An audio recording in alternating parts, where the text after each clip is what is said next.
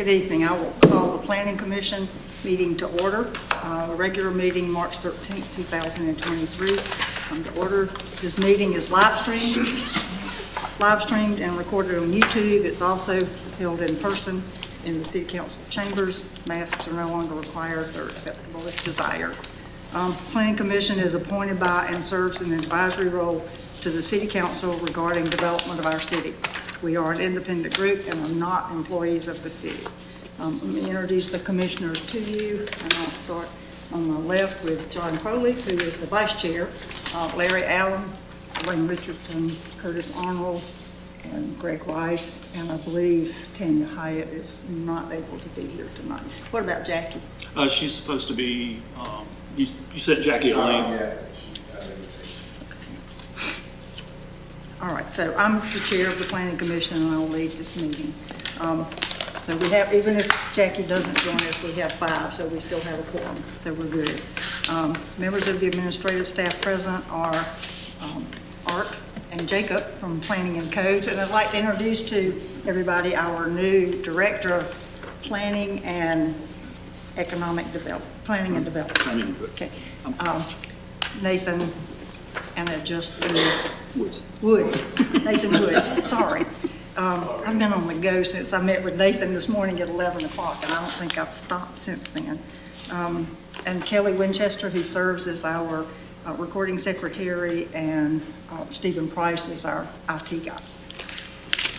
So if you want to submit comments in person, we'll have appropriate portions during the meeting. If anybody wants to make comments, questions can be asked through the Zoom webinar live. And I guess it's like raising a hand. I'm not exactly, you can raise that hand icon, and Stephen will be monitoring that. And then questions could have been submitted through 5 o'clock yesterday through the My Civics app. So I don't know did we have any in that? Kelly, did we have any come in through the app? Or I didn't do y'all know? so. Okay. All right.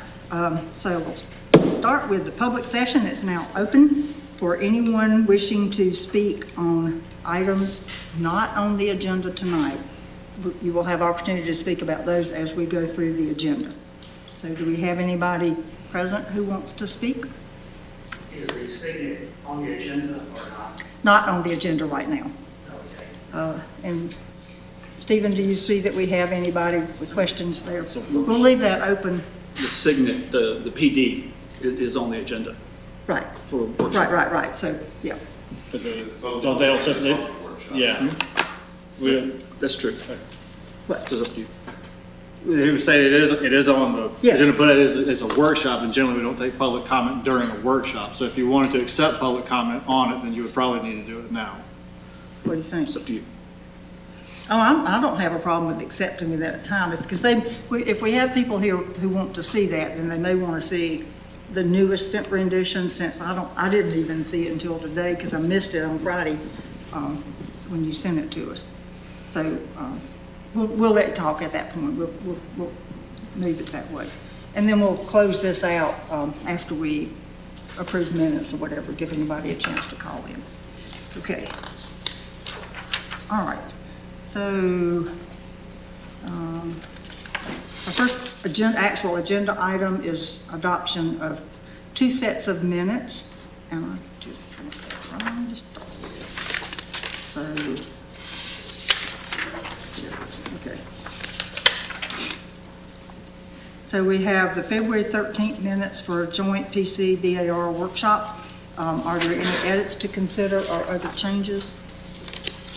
I've got a comment, Elaine. I don't have any questions about the actual minutes, but since the bar was present at that meeting and it's listed as architectural review along with the planning commission, shouldn't the bar members also be listed as attendees on this that we're not? That is very, very good point. Yeah. Yeah, we probably should be. Yes. Yeah. Good Because I think the catch. whole bar was here, right?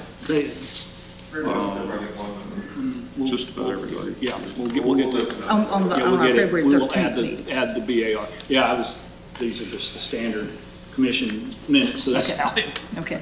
the format was. So any other comments or changes for this set of minutes? That was the only comment I had. Okay. No good? Good. Okay, can I have, is Jackie online yet? Stephen? Okay. May I have a motion regarding the minutes of February the 13th joint workshop? I'll make a motion to approve the minutes with the amendment of adding the BAR members in attendance as well.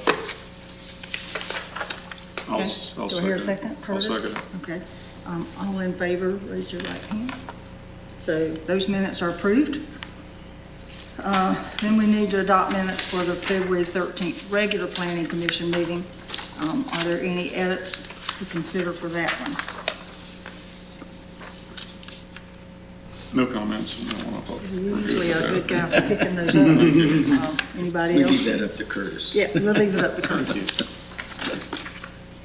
Okay, well, if there are no changes or edits or updates, may I have a motion to approve? So move. I move. Okay, Larry, a second? I'll give you a second. Okay. All those in favor, raise your right hand. That carries two unanimously. Stephen, do we have anybody online? Okay, then I will close the public session for now, and we will start with, I'm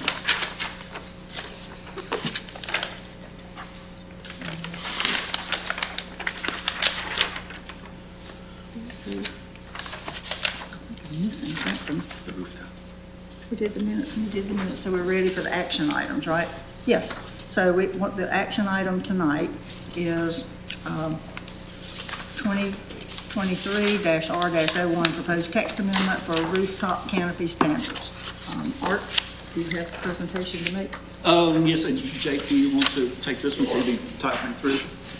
Okay, well, we did take your guys' recommendations and put them into the updated code. So I think, let's see, some of the changes were limiting the total height of the unit of the rooftop canopy to 16 feet. We proposed a setback of 10 feet off of College Ave, 5 off the other rooftop, off the other edges. Now, the applicant is asking for consideration to go down to 5 feet from the College Ave and has provided some documentation showing that the step back still works at 5 feet where you won't see it like clearly from the roadway, so it won't look like an additional story, even with just a 5-foot step back from the sidewalk on College Ave. I'll pass these out for you guys as they prepare to show that. Then, see, the other change was that, let's see. Oh, that we limited to only the C district and only hotels in the C district. So those are the changes that we made since the last time you've seen it. And let me pass these out, and then we'll let the hotel come up and discuss it with you.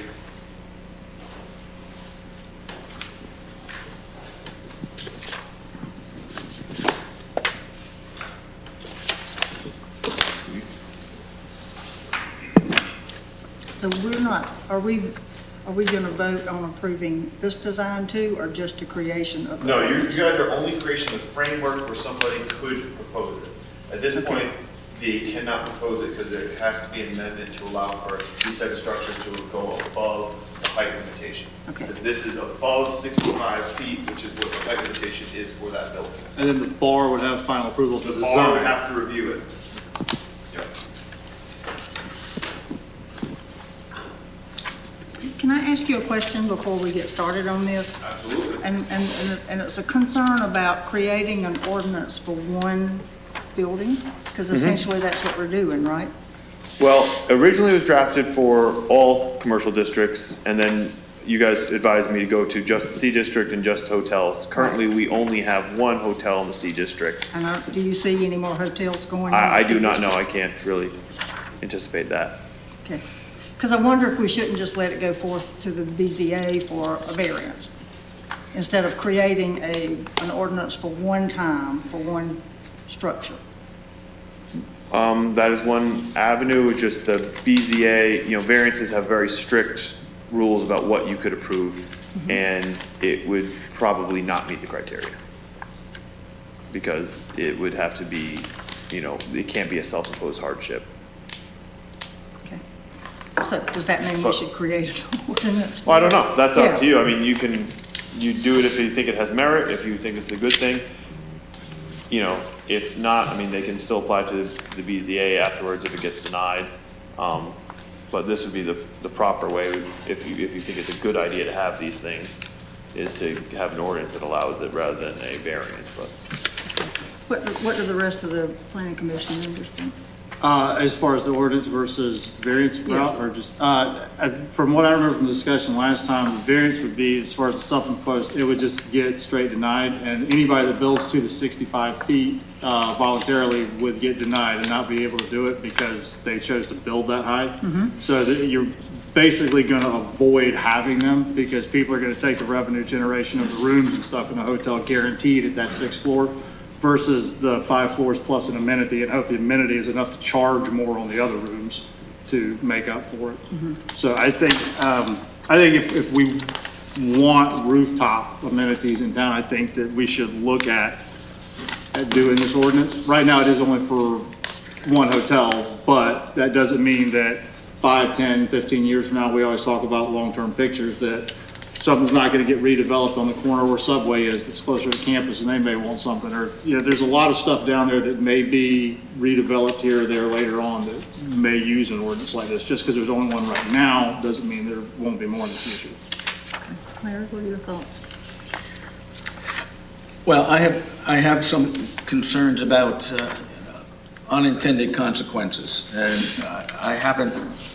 I sat all day trying to figure out what are all the possible unintended consequences, and I haven't come up with a final decision regarding that. It does make me nervous passing this type of ordinance, especially when, obviously if a building is not at maximum height, then they can put that in their plans for the construction of it. Doing this after the fact has me concerned because we don't know what's going to happen 5, 10, 15 years from now. And are we going to have these in every commercial district and, hotels? I don't know the right answer. I just have concerns regarding it.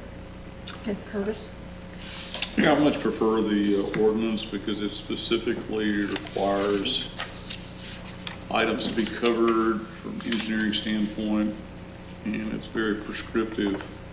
BZA, I don't think it would pass a BZA either, and it's a little mysterious if it would go through BZA, so ordinance is much more preferable. I don't really think I have a problem with this particular proposal. It's got a lot of positives to it, and not a lot of negatives, I guess, in my mind. It would be something that would be a pretty interesting feature to have downtown and in other areas of this city as well. It's very trendy to have the rooftop bars. Don't see any issues with that in my mind. Greg, what are your thoughts? I'm kind of on board with everything else. We don't know what's going to happen. How many more hotels may be built downtown in 15 years where they can just automatically build up and then add to. And I guess I just want to hear from the folks from the hotel to kind of see what the plans are from some of the feedback that we gave at the last meeting as well, and some of the renderings that they have here. But as far as the actual ordinance, I think it's great that it goes through the bar as well for final approval. I think that's certainly needed to for cosmetics downtown, make sure it matches into what we're looking to do. So it seems to be the general consensus is to go with the ordinance? Yeah, I was just gonna say, if we were gonna do, I don't know if we're doing comments on the actual proposed ordinance or anything yet, or if you just wanted to see whether we should just send it to BZA, or even look at the ordinance. But if we're doing comments, like you were saying, a couple of the unintended consequences were, one of the things I thought about is, I understand having this for an added amenity for guests. Like, okay, it's a feature, it's great, it's something they can already use. If we add the cover to it, that enhances the use of the guests that were already going to be using it. However, I think it would be disingenuous to, we may want to put in some wording or something that it cannot then add an additional commercial space. In other words, there's not a bar that's open regular hours up there now, therefore there cannot be one open in the future. They can have serving for, private events and stuff, just like they plan to do, just like they would have done without the cover, barring the weather. But then opening up, basically, we've built a 6-story hotel that didn't have a rooftop bar, and now because we allow this, there's now a rooftop bar, there's now another attraction downtown, maybe something we want to look at, if that's, basically allowing another commercial space on top of something that wasn't really planned to be a commercial space, if that makes sense. How high did you say this building was, Jake? I think it's right at 65. 65. I mean, it's right what's the maximum. And our ordinance actually says 3 stories now Not in in the commercial. C district. I think C district has been lowered to, I think 3 stories now, yeah, but this, in the ordinance specifically grants certain properties that were already pre-existing at the time. Okay. Additional height, and this is one of them. So can I ask a question about the IBC, since that's something we Yeah. have to follow, right? Yes. Okay, so I found a document that had rooftop bars on it with the IBC, and it's on my iPad and I didn't bring it with me. But it was like, if you put a roof over it, then that essentially makes it another floor. Is that correct? I don't know. Well, that's, I mean, I think we need. need to look at that, because then we're creating a 80-foot building. Right? If it's going, if that rooftop, if the cover, 15 feet, right? Yeah, this ordinance would allow them to go 16 feet above the 65 foot. So 81 feet. Yeah, 81 feet, Yeah, correct. 16 feet, not 60 feet. Yeah, that's how it's written, is to go Yeah. exceed the height requirement, Right. limitation by Right. 16 feet. But to be clear, when it's classified as a floor, another story, then does that not make it somewhat different? Well, the code definitions, building code definitions are not necessarily the same as zoning definitions. As what, They're not necessarily the same.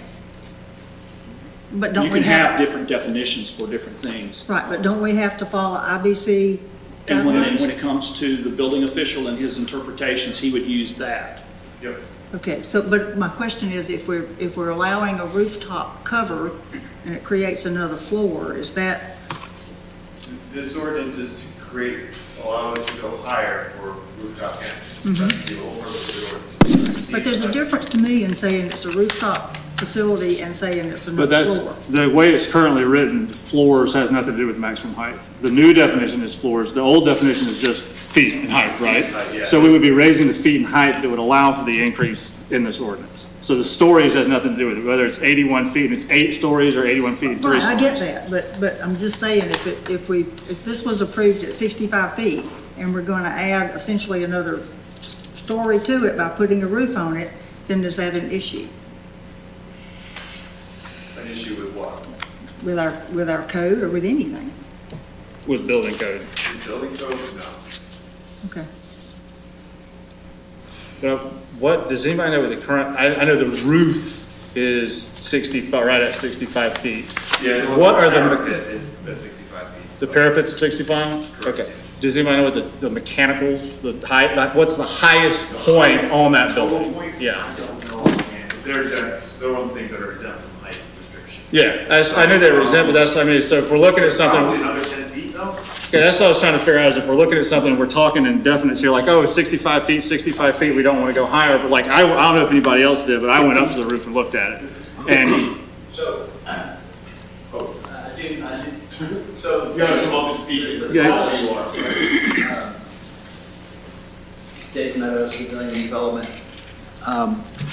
The stairwell, and the elevator shaft. I believe the stairwell, I think I'm thinking about this correctly, is the highest element, and it's about 14 and a half feet from the deck, if you will, the rooftop. As Jacob said, the railing is what the 65-foot mark was. Okay. But there are some elements like stairwells, elevators that are allowed to have additional height because their service items are required. And so we're not going above those items at height. that's what I was trying to figure out with them, is because I'd been up there and I didn't take a tape measure, so I was trying to eyeball it, and I didn't know if those are 12 and they want 2 feet higher, or. Well, if you look at the plans, you can see that this proposed rooftop really doesn't exceed the height of the existing elements, those stairwells, that elevator shaft. Because that's, so, and the railing up there, the parapet is 42 off the deck? Yes, per code, yes. Okay, so that's 3.5 feet, so. IBC says it can go up 48 inches above that deck. But if you go above that and put a roof on it, then it considers it another story. Oh, I'm not, the story thing I don't think is an issue. I'm just looking at it as far as total height, because we're talking about 65, and 65 is, the 16 feet we're adding is off the deck, correct? That's right. Okay. Yeah, from So- the roof itself. From the roof itself, but if you subtract out the 3.5, you're only actually adding 12.5 visual feet, because you're only going 12.5 feet above that railing, just so everybody has a clear picture. That's correct, yes. Because I went down and looked, that was one of the things that I thought, like, in my mind, I hadn't taken a good look at the building or anything in a while, and in my mind, I'm thinking, oh, it's a big flat empty roof, they're wanting to put a big cover on it or whatever, but you walk out of the elevator and you turn around, you're already staring up. Like, there's already building above that 65 feet, if that makes sense. So it's not like you're taking a flat top like this and then bam, slapping another block on it. So visually, it's not as impactful. It does come out further, and closer to the signs or whatever. But when you're looking at it, like I took the elevator up and you walk out and you turn around, it's still, 3-4 feet above you for building that's currently there. So it's not like But it's the mechanical stuff, right? And right, it's the elevators, but it's if you look at this, it's a pretty good chunk of that roof that's taken up as far as height that's already there. Now, it may not be square footage wise, but visually and standing there, it's not like the whole building is rooftop and now we're flopping a top over the whole thing. And maybe we want to address that where maximum building cover, if we're worried about how much, Yeah. like you can only do 50%, and if 50% is mechanical, then you can get 50% of this or whatever. That may be something we want to look at, but I just wanted to clarify, because I went down there and looked at it, because I was like, oh my God, we're adding a whole, if y'all remember last meeting, I was like, well, I don't want to add, a whole new story to a new building and everything, and that was from the perspective of, all right, 65 feet is the top of every building, and that's the deck, and then we're going up above that. And that's really not the case in practice because of all the mechanical and stuff and the parapets and everything that are already there visually. Because visually, you've already got 3.5 feet up the sides that you're not using, and you've got all the mechanicals and stuff that are up there already. Will it be taller than the mechanical No, ma'am. stuff that's up there? Okay, I can see the mechanical thing Yeah, from so my yard. it's from my no back door. taller than any of the existing structures that are there now. And so we're not really, we're not increasing the height of the overall building by doing this. And your question about the IBC, for this to be another floor, it would have to be an air-conditioned space. It would have to have all sorts of criteria that, Yeah, constitute. I'm not real good with that because I'm not an engineer. Right. But I did mean, read that and it this talked is about. This is a very open structure. It's only, we haven't talked about it yet, but the roll-down walls, if you will, that would help with rain or any sort of wind, roll up and they disappear. And so this is just an open structure at the end of the day. It's not really an And enclosure. what percent of the roof is it covering? If I had to guess, and this is what's, as John pointed out, a large part of the roof is the mechanical area where all the rooftop equipment is, and then these stairwells and the elevator shaft. But I think the area that we're probably covering that's remaining, that is the rooftop proper, if you will, we're probably in that 65, maybe 70% range. Based on this, I'm just guessing. Okay. Jack, you want? Yeah.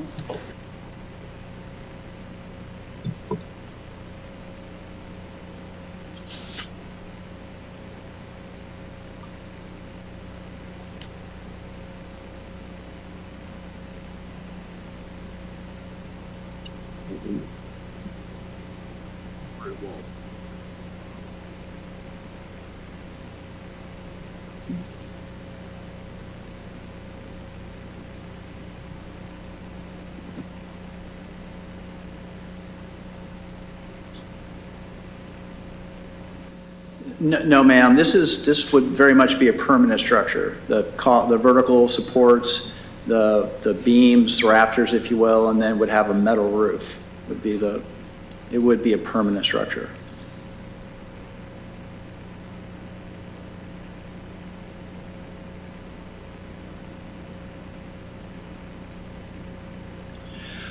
We discussed that, I think, in the last meeting, as potential materials we'd see on this, but at this point, we've settled on just the metal roof material.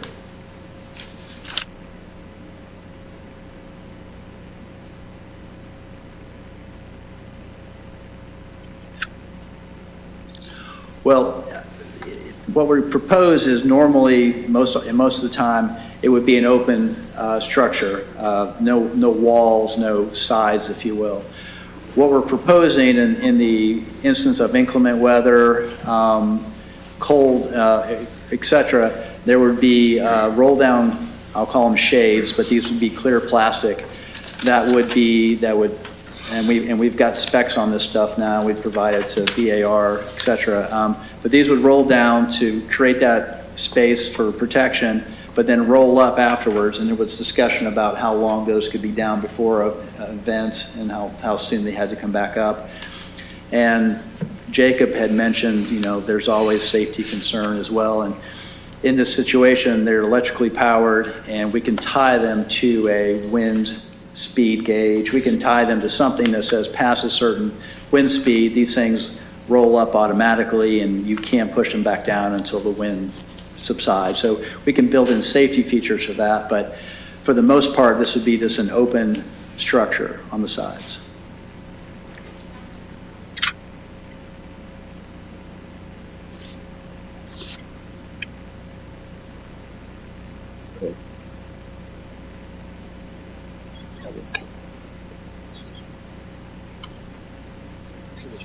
Well,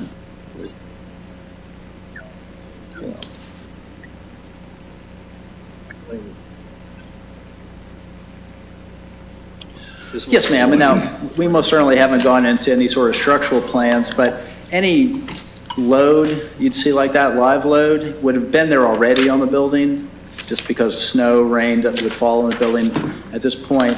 By adding the structure, we're adding the additional weight of the structure itself, but any sort of snow or rain itself was already built into the engineering for the building, if that makes sense.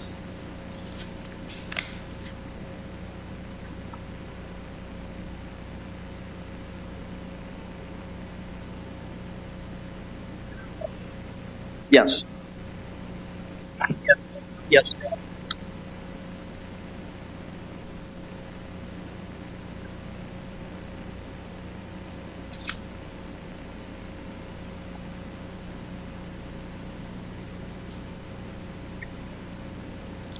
Yes, ma'am, and I understand your question now, and that's one of the reasons I think we were leaning more towards the metal roof itself. The cloth, the other items would be more subject to winds, other issues, and so the cleanest, simplest thing was to just make this a metal roof that would withstand those type of weights, forces, especially the uplift we would see in this situation.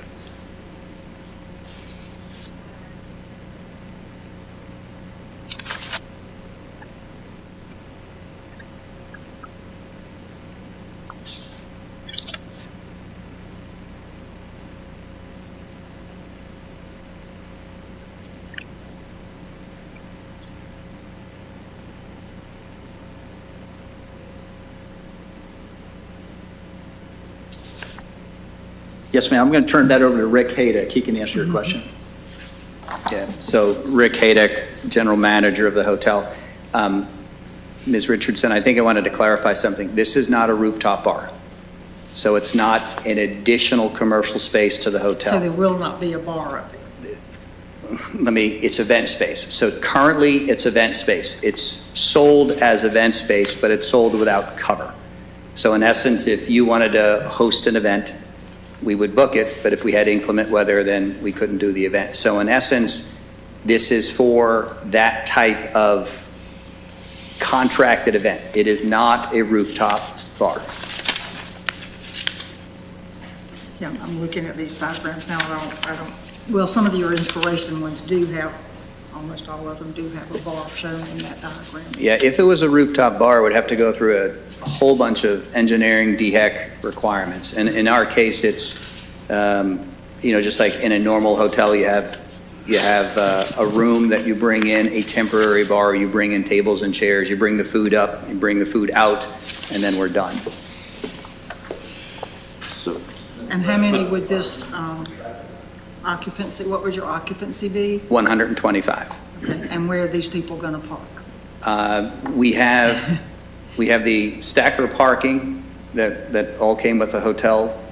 We are under lease for the space that's behind 392 College Avenue. There's 50 spaces down there. We have 14 spaces between 104 Keith Street and the 382 College Avenue. So So how from many spaces would that allow you to have reserved for this event? So how many spaces do you need for the hotel? And then, because you have to save those, right? What's interesting is you think back to when we stood in front of bar and those questions came up. I believe code is 1.1 spaces per hotel room. We are actually surprised at how many guests are Ubering in. So the code is one thing, and then reality is another. I don't think we've ever had more than, even the hotel, like this past weekend, the hotel was sold out. We didn't have more than 45, 50 cars. So there's that math, and then you look at the stackers plus the 50 at 392 plus the 14 at 104 Keith Street and 382.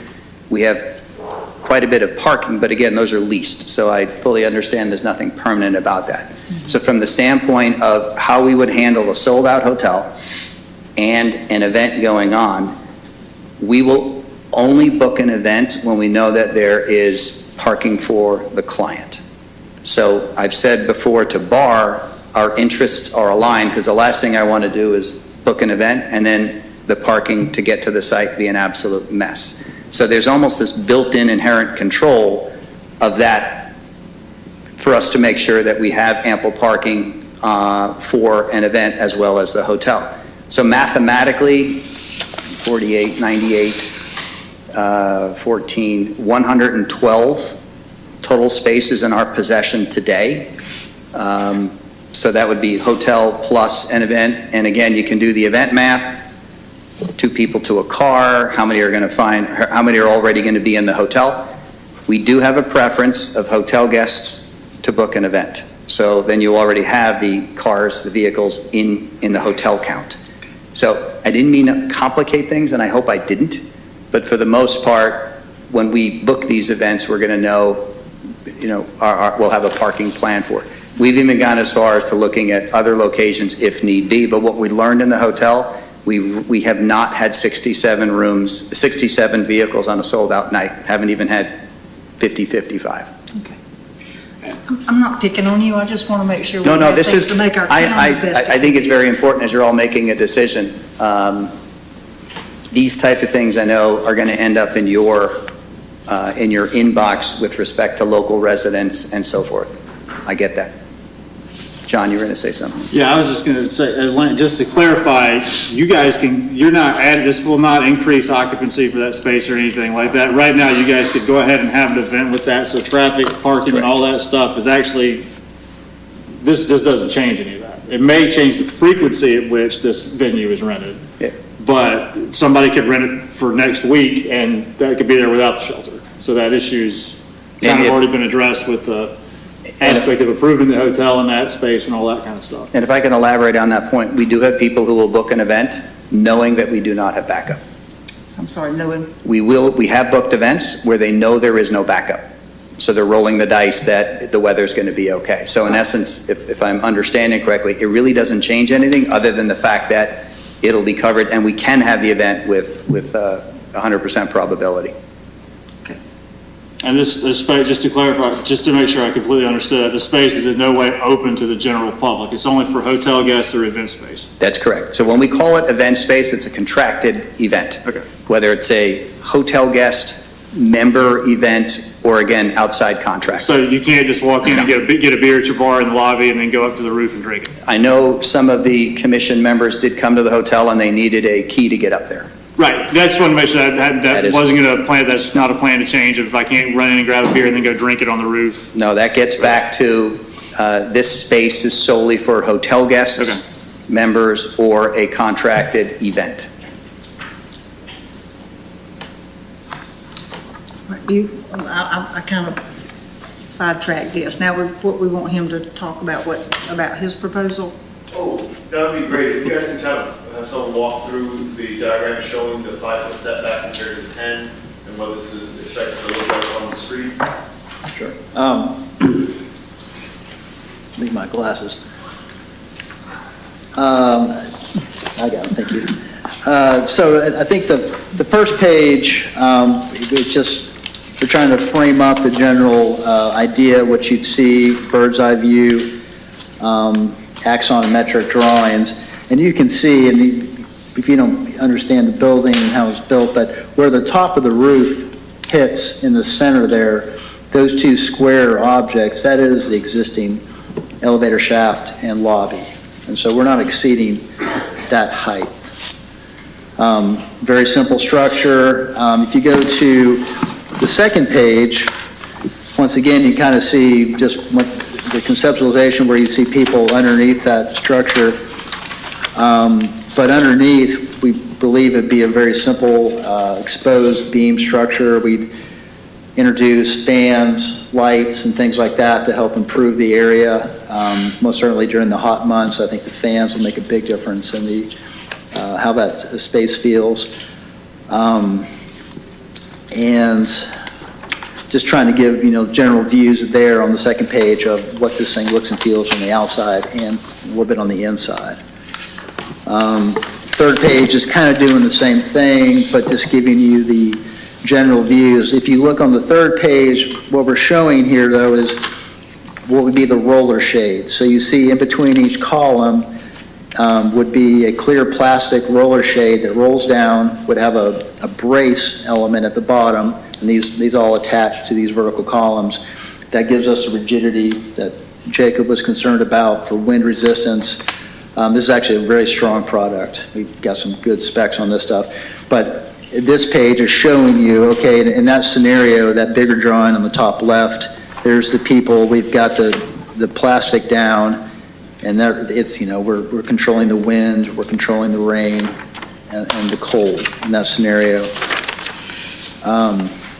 Now, this is a conceptualization, so there'd be gutters and things like that in final form, but the exposed structure, I think, is what you'd see mostly. Fourth page, you're going to see the layout that we would see for the event space if it were, if we were to use tables.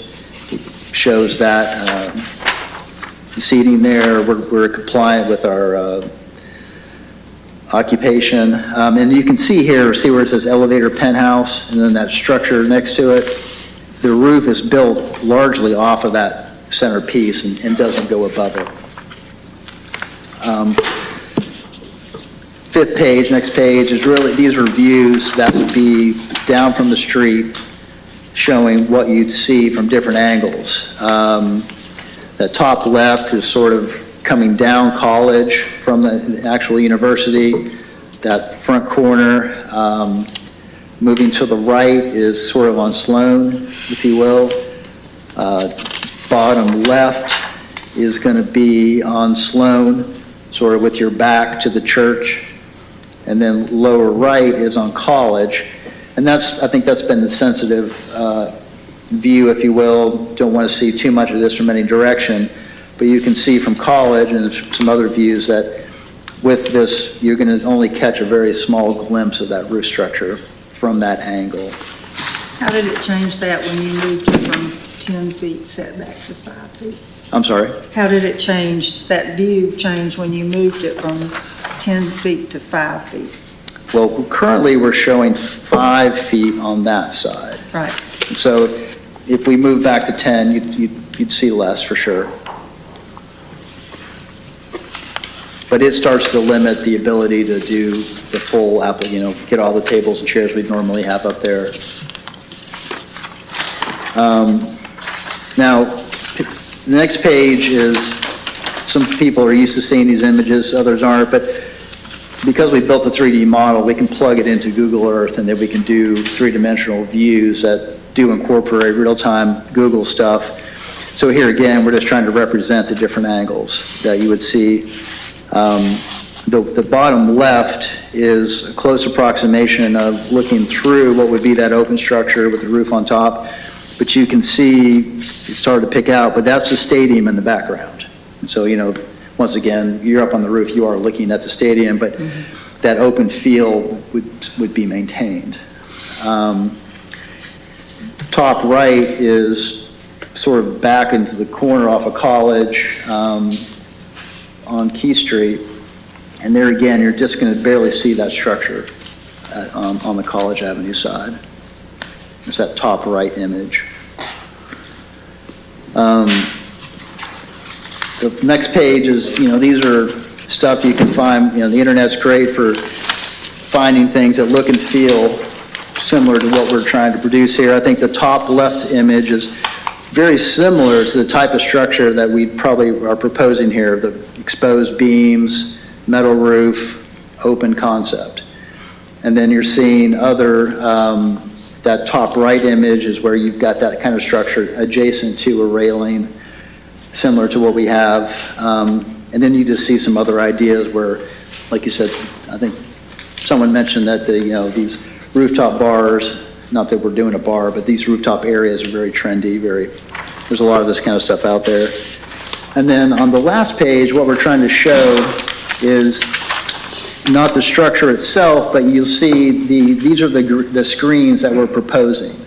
And they're, that top right, you can see the image where they're on those two sides. The top left, you can see that small house looking thing.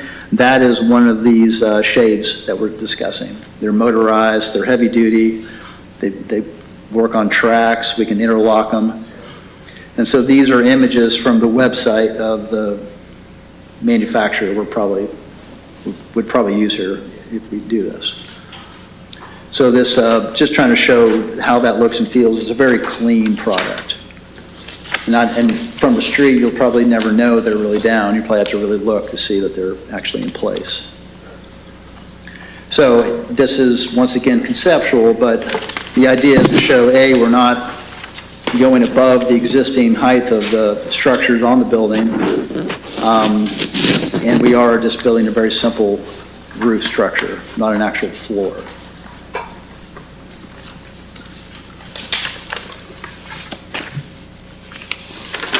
I've got a question for you. Yes, sir. With regard to, I think we've talked extensively about the engineering piece as far as securing the roof and everything. But I guess one thing that kind of jumps out at me, we really hadn't talked too much about, how are you going to handle the chairs and the tables between events? Are you going to store them up there? Are you going to move them to a lower floor? When do you take them down as far as when your wind loads? And I guess I got a comment about the overall concept of this. You go through, I guess we've written it up saying you got to have a weather station and all that's really nice, but I would expect you to have some sort of label up there saying you got to get everything down at 20 miles an hour, 30 miles an hour, whatever it's going to be. It's great to have the weather station, but what are you going to do with it? The information's really not there.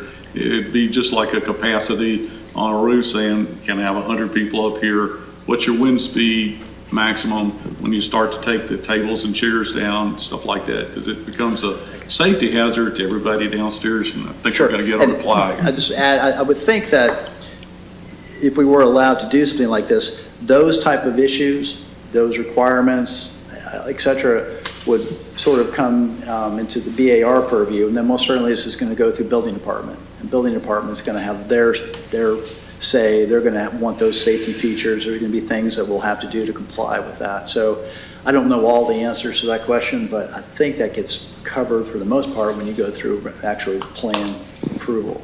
Well, I tend to disagree a little bit because we've been very prescriptive in the ordinance, talking about putting the weather station up there and everything. So we're implying that there's some parameters that you're going to have to meet while you're out there. So I'm just exploring that discussion because I think we ought to have that. I don't think that's the bar issue particularly.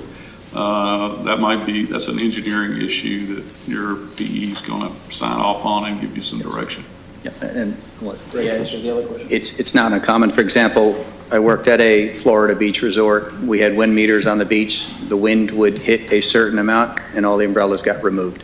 So from the standpoint of, we're not engineers, we're hotel operators, but at the same time, there are parameters as to when things start to happen. For example, we currently have furniture on the rooftop right now. So when we get gusts or winds up to, I don't know that, I don't want to quote the wind speed off the top of my head, but our team is up there and we're removing the furniture that's currently up there. So from a hotel operation standpoint, there would be certain wind speed parameters or gusts, and then our team enacts a procedure to remove the furniture or secure the furniture, as we do today. So that would be a working procedure that you had at the hotel? That's correct. Usually it's also, I do want to underscore that our insurance company plays a role in that too. So they require a certain operations plan for something like this as well. Well, it always becomes interesting, I'm sure your PE is going to give you some information as far as what those numbers ought to be, but I guess in my mind, they needed to be posted up there because I don't think your servers are going to have that procedure on their cart and looking at it. Maybe your manager will, I don't know. That's correct. Yeah, again, that's the beauty of being a small hotel. We've got leaders on site. Everybody knows the standard operating procedure. We know what the forecast is. We know what to look out for and at what point to act. So I guess that's as good as we are as a leadership team in handling a situation like that, because we can write policies and procedures, but if they're not enacted, I see where you're going with that. Yeah, well, I would think you'd want to have something that's posted and available for folks to look at rather than relying on a procedure. Just see that as downhill business. I mean, it protects you as the owner and certainly not to have a safety issue out there. Again, interests are aligned in a Oh, case like that. We absolutely, want everybody to absolutely. safe. Our insurance company wants everybody safe, and the client wants to keep their Sure. attendees safe. So yeah, interests are aligned in a situation like that.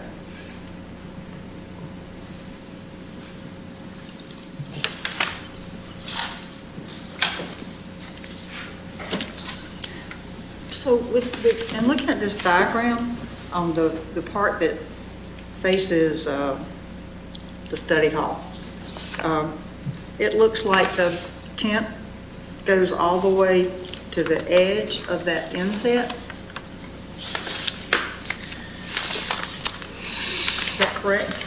So it's not 10 feet from the, it's not 5 feet from the edge? Not where it doesn't front the street, no. Not showing that. Yeah, you are correct about that. Now, from the bump outs you see there on the two corners, we are 5 feet from that, but the length of that middle portion, we're Or not. the shortest side, yeah, is Yeah. right up to the edge. So they'd be asking for a change from that part of the policy. So if, as they're requesting it, from what was written, they're asking for change the 10-foot setback from edges fronting College Ave, and then where it says must be no less than 5 feet, if it gets to be from edges fronting other streets. So, okay, so instead of, so like that side that doesn't, technically that side doesn't front a street, so it would not need a 5-foot setback, and with the other sides it fronts a street, correct? Correct. I mean, that's how That's what that's what they're requesting. Okay. It's not like written. So I'm just picturing this for a different hotel 15 years in the future, say that's on a corner, and they've got all side, they don't have they've only got the one side to a building versus being in the middle like this. All three of their sides would have setbacks. Yeah, how they're proposing. 10, 5, or, well, I guess it'd be 5, 5, and 5, all the way around. Yeah. Okay. But like, So the ordinance as you've written it has the ordinance as I 10 read it feet has from the front 10 feet edge, from which is college and facing 5 college. from all others. That's not what the applicant is requesting. They're saying that doesn't work for what they need. They're requesting it go down to 5 feet on sides fronting streets and no setback for ones that don't front streets. Okay, but but we can pass it like it says. You can pass it however you want. You can Right. that's- I question taking that one roof edge all the way to the edge of the building, Okay. which is right above the reserve. What is that clothing store that's, Well, on, Onward Reserve. I believe that's what the name of it is, Onward Reserve. you're sort of facing, like you said, study hall is in that direction. yeah, is the building between your building and the corner of Sloan and On the College. university side of your building. Yes, sir, that's right. Yeah. It's where the two roads go that way. I think it's That's in that one. Actually, there's stuff in the other, Sully Steamers is right there. yeah, next to all there's that. something else, there's another business there, the steamer's place.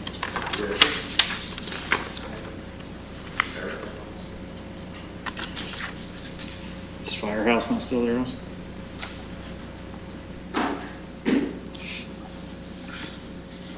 Anyone from the public want to speak?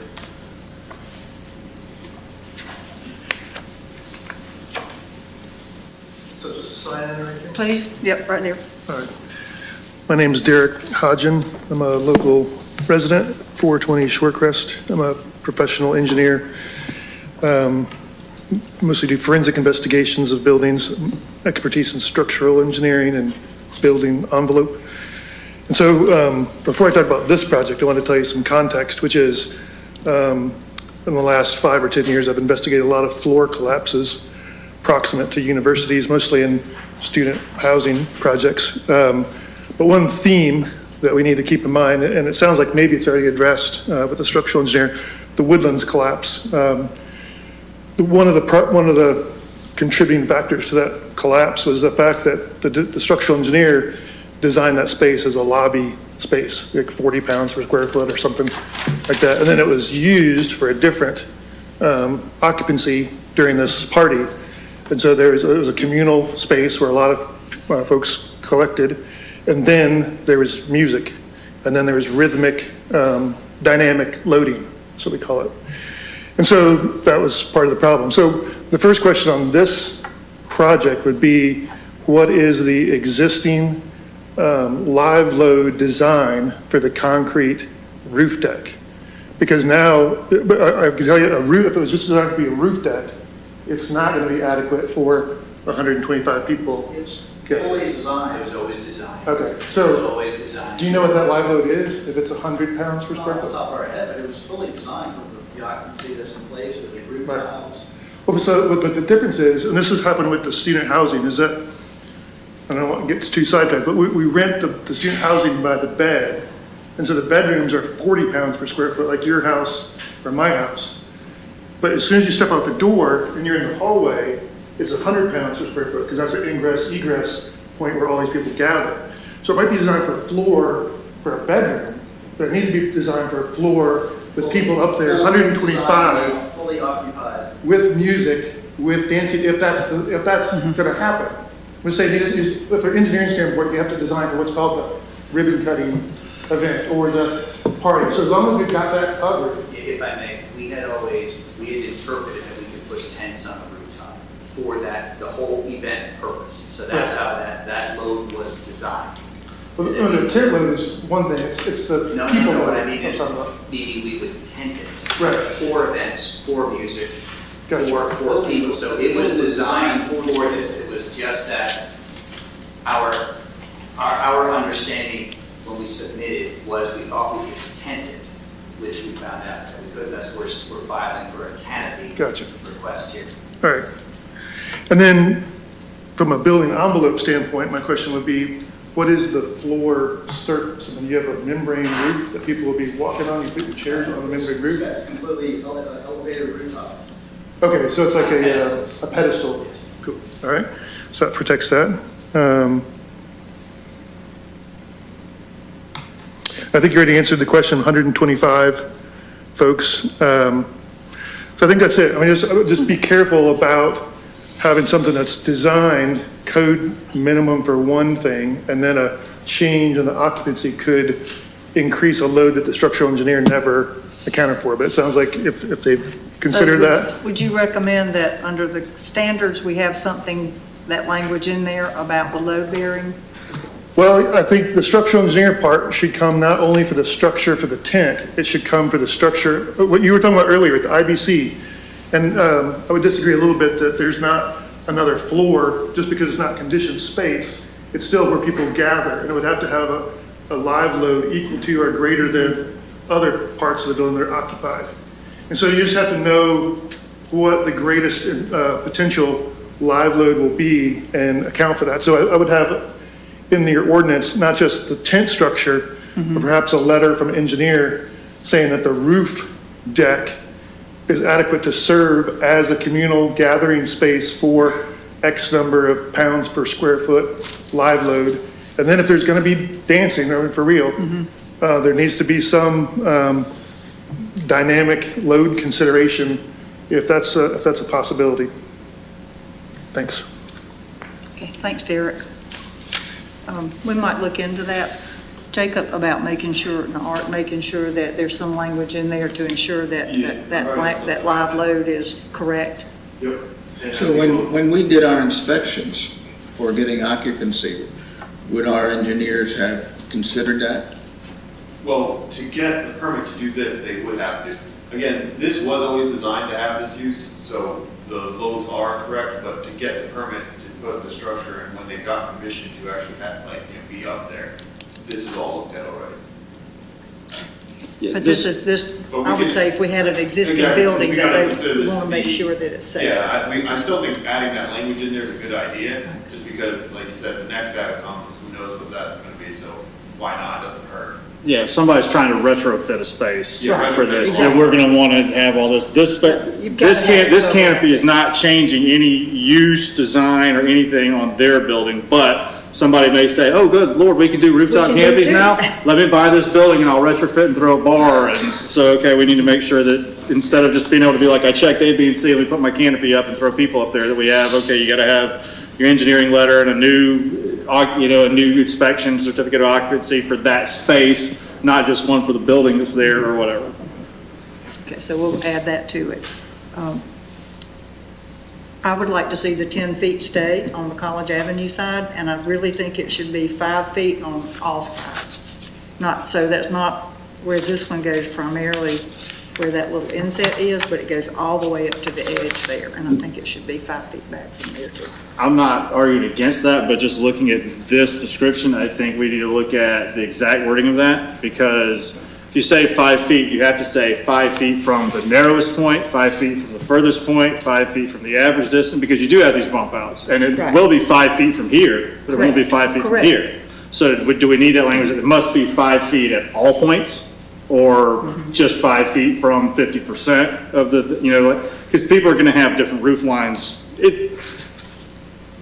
It's hard to look at plans for a specific thing and draw up an ordinance for everybody else in the future. Like, I get what we're doing, but we keep going back to this because this is what's in front of us, but we are drafting this ordinance for And I want to make anybody. sure we get it right for everybody. Right, and so that's what I was saying, is I understand exactly what you're saying, but even looking at this, I can say, if we say, okay, it's gotta be 5 feet back, or, 10 feet on the front and 5 feet on all sides, okay, 5 feet from where?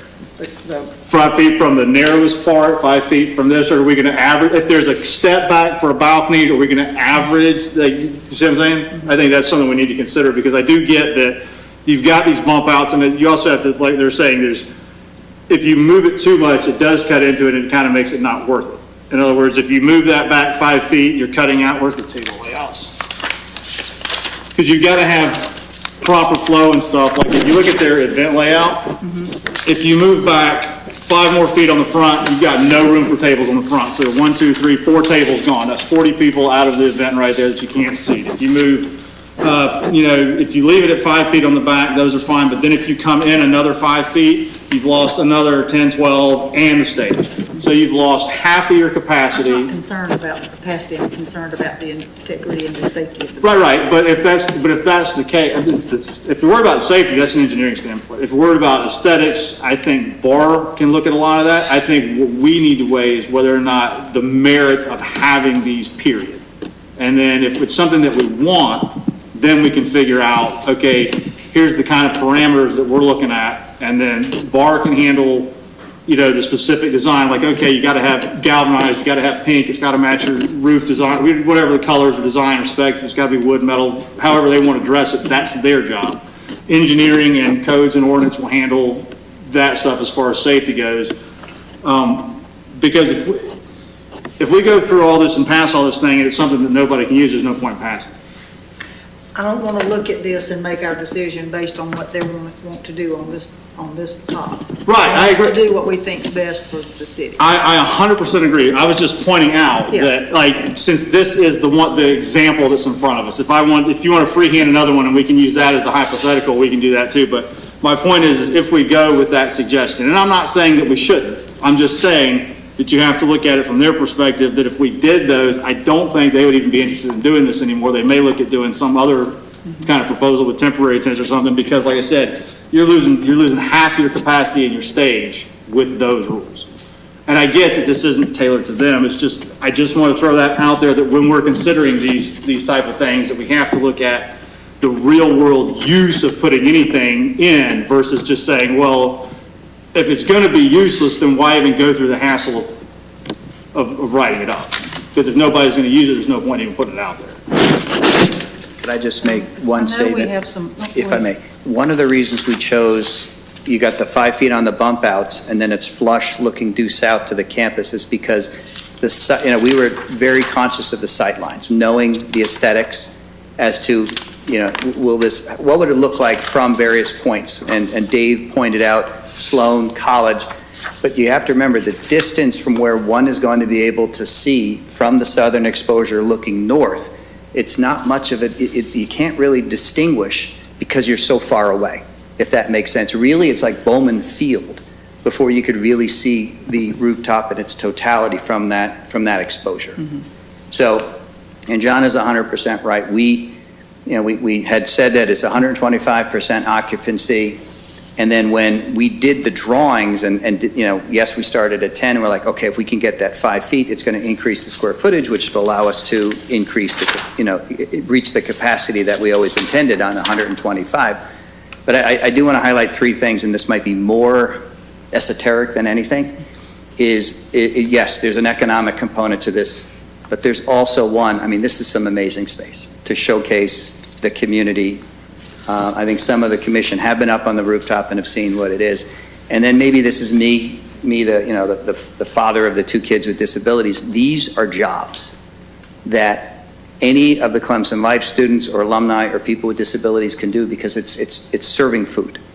So there is that component to it. By decreasing the head count, the table count, whatever it might be for an event, it's less hours, less jobs for our really unique workforce. So maybe that's maybe more of an emotional appeal as you're looking through this, but I think it should be coupled in, because we designed it that way, and I honestly believe that it's a sweet spot of 125. We drew the tables in there.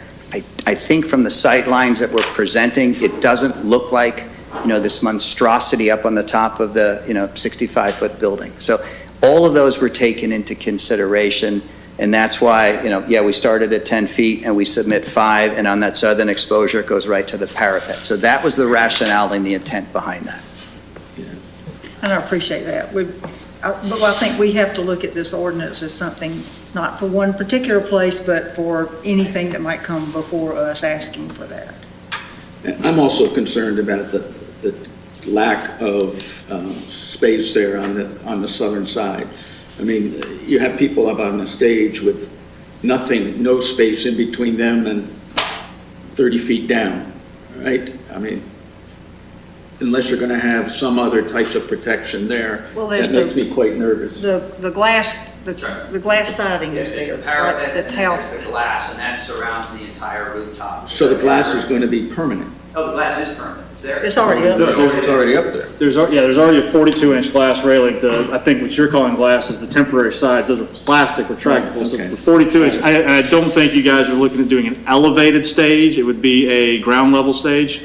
Okay. And even then, we've got noise ordinances to worry about, and good neighbor type of things to worry about. So from that standpoint, it's 2,800 square feet as it is. So there's only so much we can do from an event standpoint. I don't want to speak as an expert because I haven't brushed up on commercial code lately, but if you were to do an elevated stage, I believe you would also have to raise the railing behind it so that wherever your floor is, you still have a 42-inch rail behind it. So even if they did do a 2-foot stage, they would then have to raise a 2-foot wall, make it 2 foot higher behind it. so that you have at least 42 inches of guardrail, if you will, at all points. Is that even if it's temporary stage? That is correct. Yeah. If you look at the numbers, the roof height that we're proposing is like 9 feet at the perimeter. So anything at the perimeter, stage or otherwise, would be very limited. I doubt you'd ever be able to fit it out there at that edge. Anything like that would have to go to the center if they were to do that. So you only look at that structure is about 9 feet, 3 inches, give or take, off the top of the deck at that outside At the edge. edge. Yeah, and then it all slopes up. We have some members of the BAR here. Do you guys have any questions or comments?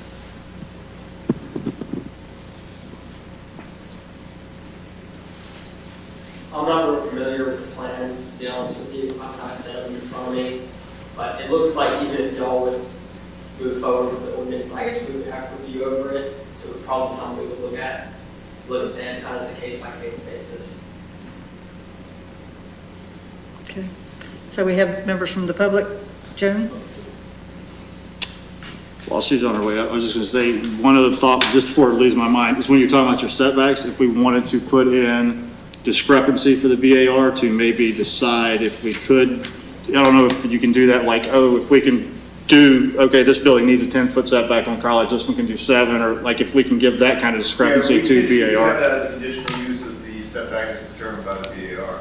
Okay, I didn't know if, like, since we're looking at it right now for one particular one, but we are looking at the future, since they will be in charge of the final design anyway, if we wanted to give some, like, we can set a minimum, but then give them some discrepancy of. Or a range, we could do a range. Right, if they can say, okay, right here, it won't be a big deal, so we can get it closer to the railing. Because you need some guidance, right? Well, sorry. Yeah, If you limit it, I'm sorry, can whoever's speaking go to the mic and answer they are? I'm sorry. I will speak later. You go right. Okay, I'm Joan Borick, and I live in downtown.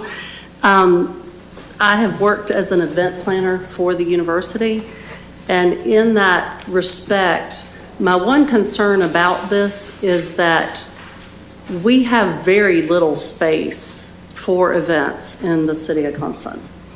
And even at the university, there is getting to be fewer and fewer locations for event space due to the amount of students that are being brought into campus, and they're using spaces that we would have used as event space in the past, but it's now becoming classroom or overflow or so forth. There's just not a lot of event square footage on campus or in this town. So I know in the job that I work, we were always looking for a place to put an event, a party, donor relations, cocktails, so forth. My concern regarding this is that, as with any party, if it's a good one, more people are going to show up than you expect. And if it's at a private venue, people will be like, well, just come on, you're my friend, I'm staying at the hotel. Or, oh yes, you're an alumni, you can come with me. And it multiplies quickly. And I have even had ticketed events that I have had to hold to certain numbers that were just blown through. And so that concerns me a little bit, in that if this is a permanent structure that is usable constantly, it will be used constantly, at least more. I mean, I know it's limited as far as that size, but that is a pretty good size for an event. I don't know how you'll get away with not offering it to sororities or fraternities, because it is private, and I don't think you can disparage against having them if they have the money to rent the space and it's available. I'm not sure how that goes. But I didn't realize, and I'm coming in late on this, I always thought when we were talking canopies, we were talking canopies, like the canvas tent sails that are, or the awning that rolls out and rolls back in. So it's, so I am a little bit hesitant and that's just my opinion. Sorry. Well, your experience is good. Thank you. Thank you.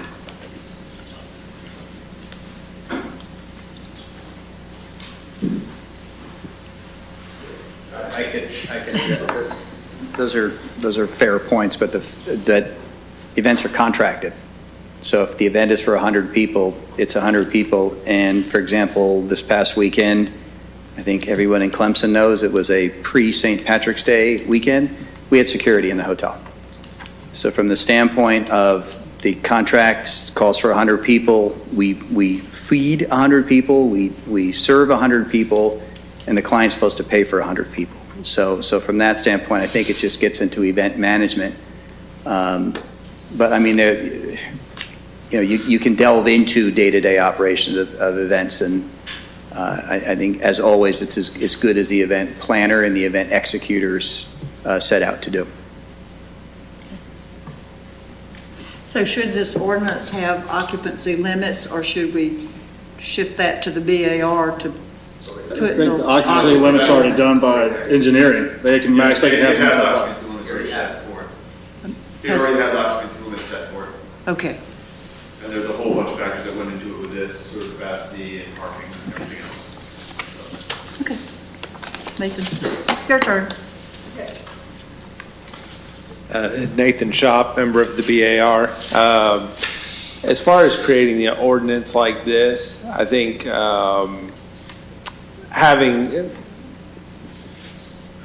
setting forth a guideline that allows flexibility, not within using a variance, allows the BAR to use our best judgment, our knowledge, and our skills to make sure that, that we have the flexibility to help create the best environment and the best structure and the best look possible. And safest. And so having that open language in the ordinance actually gives us the flexibility to do our job. So if you were to set it only to 10 feet, but the BAR knew that 5 feet would make this a much more aesthetically pleasing project, but we can't grant a variance due to it's a self-imposed hardship or something like that, then you've actually tied our hands from doing what's best. So, thank you. Thank you. Anybody else?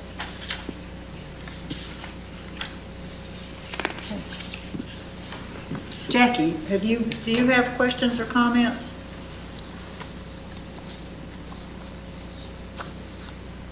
Is she still there, Stephen?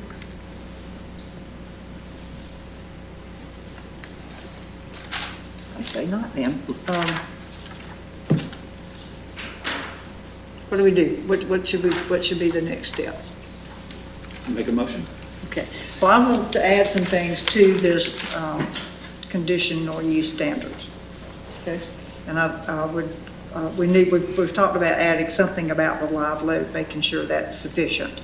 And then I would say that the setbacks would be between 5 and 10 feet, the exact amount to be determined by the BAR. Can we put that language in it like that? It can be. That doesn't get them the potential to come right up to the edge. Would you want that to be for street frontages, or just 5 and 10 is what you're requesting and the VR designs? I think 5 to 10. Sure. I would almost, I understand that what we're saying, but BAR, their whole job is the design review as far as the way it looks. And I don't want to step on their feet as far as limiting them, because there could be, we're looking at this building and this is what we're seeing in our brain subconsciously, this is what we're going off of. But I can see in the future, there's a building that has a different style parapet wall. And maybe that one is built higher than 42 and it's got a little bit of an overhang. And if you're standing in the same spot, you can't see at the same angle. So maybe they can come all the way out to the wall. Or those type of situations where there's a different design on the building, which is what we're writing this ordinance for, is for the general public. So I think giving them that greater flexibility would be more beneficial because they'll get to look at it on a case-by-case basis and even on a development-by-development basis, because we can say, what if a building goes up where Subway is right now with the existing buildings there? What if one goes up there and there's already a 4-story building next door to it that's been put up since that one goes up? So that gives the BAR the flexibility to kind of look at what's there, what's best, and incorporate this into the design of the building versus slapping something on top of it to meet guidelines. Yeah, I could reference one like BAR can require setbacks for the canopy to decrease visual impact of the structure or to create a better product. Something along those lines. Could you do height as well in that? Height and setback? Yes, height and setback. Yeah, I think letting them do the height, that's what I was gonna say, is the 16 feet was another one of my, not really concerns, but just, I can see other buildings not necessarily needing that much height. But if you say you can do it, that's what they're gonna go to. I got it. The 16 feet. Yeah, so like if we just give BAR, like let them say, okay, they can do setbacks and height and let them go with the, because that's their deal is the design. The height too? Yeah. Okay. No, we're not gonna approve something that's 25 feet tall. We have everyone's best interest in mind. Well, that's what we're trying to do too. Well, Not just the hotel, but the I mean, that's the other thing though, in 10 years, none of us may be on this board and none of them may be on I know, I that board. won't. So that's what I mean, so like we give them the best, framework to work within and let them kind of figure that out because that's their expertise. I'm already like, I have notes in my office about like things that I'm gonna have them look at if this does go in front of them. Because things like the underside of the canopy be painted, like water towers are painted like grays with that slight blue, so a grayish blue just so it fades in the back. If you painted the inside of this thing to be that color, when you're above the field, it would really just fade away, you can see it. So like, there's always things that I'm already taking notes on, like just the. But it's not gonna be orange, right? It's not gonna, maybe. No, Well, that's, I mean, that's as I mean, far I as. love orange, but. As far as final design, that's one of the things I wouldn't have even thought about. Like like BAR, because that's one of those things that is important. If you paint it neon green, being able to see that much of it from the street is going to stand out more than that light gray that fades into the sky. So that's the kind of stuff that Yeah, so I mean, they should roll there's with. gonna be a lot, they're probably gonna spend, as much time as you guys spent on this already, they're probably gonna spend double that when it goes in front of them. Okay. So, if it goes in front of them.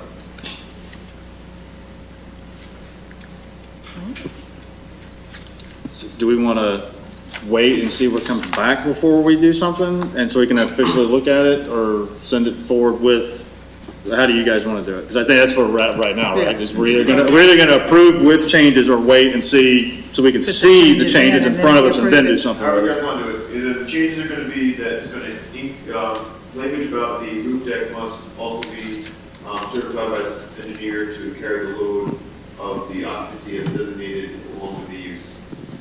And that we're taking out the whole thing about height and setback and saying that the BDR can require setbacks to the canopy as well as height limitations to decrease the visual impact of the structure and create a better product. Okay, Elaine, with that being said, I think we still need to do some words with paragraph 6 as well. Oh, yeah, the weather station. Talking about the weather station, and they've already said they're gonna have administrative controls. I'd like to see that stipulated in here, that the owner's gonna have some sort of administrative controls to maintain the integrity of the facility. That would imply taking care of it during high wind loads, as well as what they can do with the furniture and the equipment. But I think that needs to be in there as well.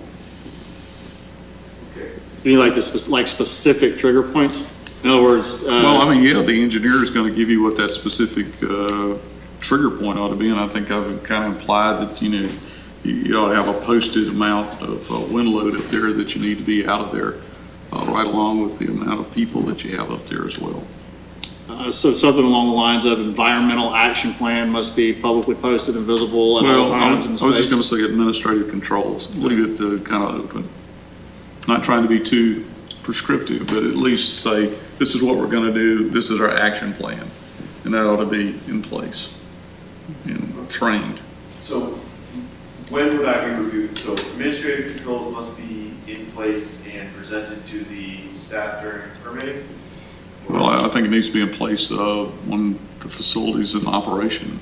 I mean, So that's, I mean, I don't know if that could be some, that's what I was saying, is maybe next to, like, I'm sure there's a plaque for fire capacity, or, it says maximum occupancy 125, and it could say maximum wind load with sides down 20 miles an hour, this, that, or the other, just kind of on the same plaque or whatever. Yeah, that's okay, but be it known that it'll be written into the contract, because the last thing I want to do is fight with the father of a bride who wants to have the wedding at all cost, and I'm going to say, I'm sorry, we have now hit into a weather situation. It will be in the contract, so there's no decision-making at a point where it becomes a potential concern on wind shear, wind load, whatever it might be. Right, but that's not necessarily. So it's, just so you guys know from an operation, it is in the contract as to what happens at a certain point. Right, but that's for your hotel. That's what this ordinance will apply, I think, but he's saying this will apply for it. So nobody's saying that you're not going to handle that on your end. Good point. So if it's on the wall, however it's to be displayed. Yeah. we'd just like to codify what you're saying. Yeah, that way everybody, it's not saying anything against you, it's just saying that everybody will be held to that same standard. You're covering it on your end with the contract. But the next guy that comes in might say, you know what, if that dude wants to pay me an extra $5,000, I'll put 3 extra guys up there that can move the chair a little bit quicker if it takes up a little bit. Now, again, that gets back to Mr. Allen's unintended consequences, so I fully understand. So do you want to see this again? Are you ready to vote? I'd like to see it. I would like to see it cleaned up and written out. And I know that delays every process for everything, but I really would like to see it cleaned up. It's a big deal for us. Yeah, that's what I mean, it's not replacing a format out front somewhere. So do we have I guess we should do a motion to table till next time? That work? Yep. Or postpone, I don't know what the language should be. I think we'll table it pending update of the current Conditions, the ordinance conditional. as written. Yeah. I second. Before we vote, Jackie, are you there? Do you have any comments?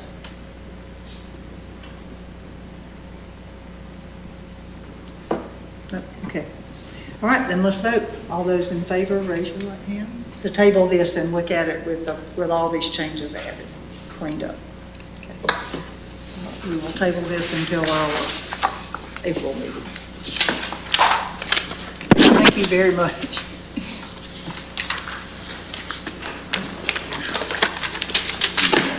Next item is, I don't think we have any advisory items. And then we changed this with the meeting with Signet to be a workshop, so I think we're good to go with that. And Mr. Hyatt, is Mr. Hyatt here? If he's ready to go and bring us up to date with the changes.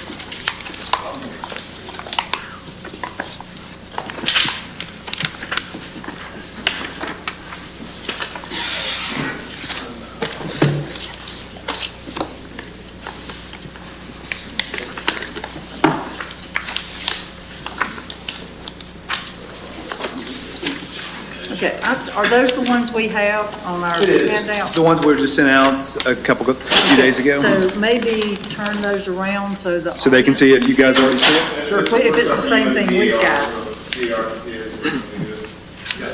Yes, please. Elaine. Actually, you can turn it facing all the way to the back so this side can see too. That works. Well, they're getting the displays. Okay. These should be the same thing. Okay. I'll still turn a little bit of the see. Want to make sure you guys can see which one I'm tracking with as well. So, All right. I'll go through some of these changes as well. Curtis did. But I You can wait share for- some if I can. Give a minute for everybody to come back, and then we can, Excuse me? we may give a minute for the other members to come back. Two guys, John and Yeah, let's please wait till they get back. Thank you.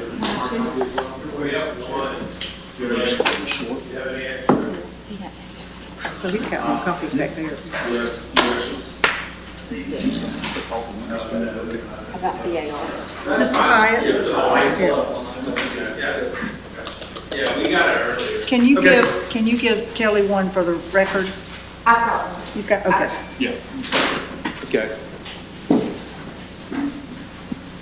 So kind of presenting to everyone. Actually, I'll wait for, let me wait for Greg to, Great. I'll give him a minute as well.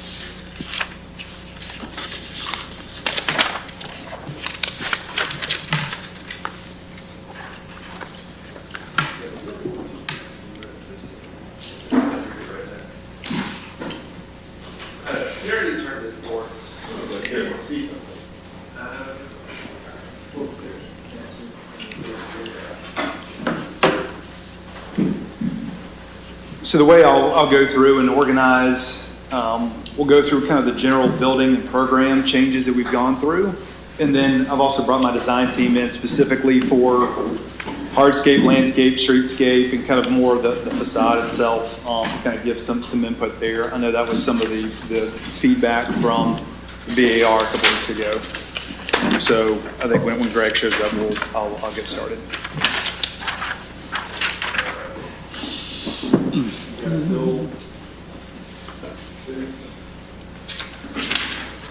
Again, this is a workshop, so it's really for the commission, not necessarily for the public. I know. But I want them to see what the changes have been too. Yeah, I'm happy to share the turnaround too as we're going through, just trying to make sure we see the necessary comments.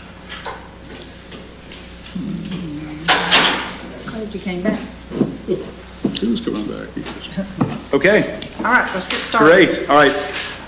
Thank you, everybody. So I think first and foremost, I just wanted to kind of thank the Planning Commission. I think you guys had a lot of thoughtful feedback over the past few sessions that we've tried to incorporate, as well as kind of the Board of Architectural Review.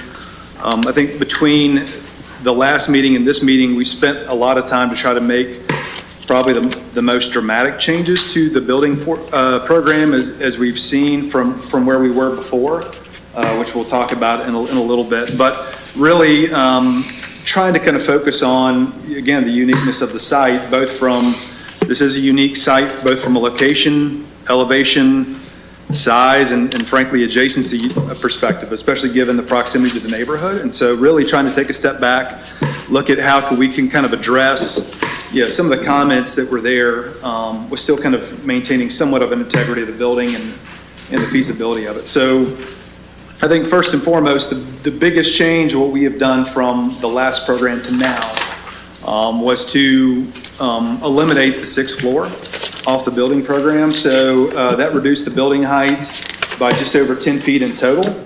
Previously, we had a building setback along Knox where we set back the building, so we only had a three stories in elevation along Knox, as you guys can see here, with a step up to 4 stories that continued on of residential to the front elevation. What we have done is we've taken off the entire 6th floor elevation, where it makes a consistent roof line basically from Knox at 3 stories, which is consistent with kind of the CM zoning, and carried that all the way to College. In exchange for that, I think the other thing that the comment was the open courtyard, and kind of whether it's noise pollution impact to the adjacent uses. We have closed that off in its entirety to make 2 kind of smaller interior courtyards, more of a figure-8 design on the interiors, but obviously closing that off and keeping that kind of consistent facade both from on the north and south elevations. The other thing that we have done too is we've expanded the setbacks along the various north, south, and east sides, really from a I think, a focus on Knox Lane. I'll bring our landscape architect in a little bit to talk about just some of the tree plantings and intent there. But really what I've heard from initially, our goal was to kind of focus on maximizing green space and commercial space on the College Avenue side, but obviously preserving the neighborhoods and preserving the feedback and the setbacks and buffers along Knox was paramount. So going back to kind of prescriptive code, the CM mixed use calls for, a minimum specifically on projects that are on College Avenue that abut Knox was a specific setback for 15 feet. We've gone up to 17 and a half feet setback along with kind of a landscape planting area that we'll talk about in a few minutes. We've also increased the setback along the south edge of the property to 7 feet from basically a 0 lot line, and then 3 feet on the north. Kind of what was driving that is particularly with the parking. I think from that perspective, you kind of have, minimum bays that you kind of want to hit a certain parking calculation, minimum depth from ramping up to first and second. But what we did really tried to do, try to look at it from a design perspective. I know there was some concern about excavation, was really trying to set back the parking element and the organization of that as the kind of building setback. So I think as everybody can kind of see here, and I'll kind of have to share it up in a minute. We try to step back at least a little bit in terms of how we would step up the excavation in the parking piece. This required a speed ramp to allow for the interior circulation, and ultimately allowed us to remove about 45 foot in depth in terms of additional excavation. So that allows us to cut out the excavation, eliminating kind of some of the shear wall components and the concerns that we heard from the commission.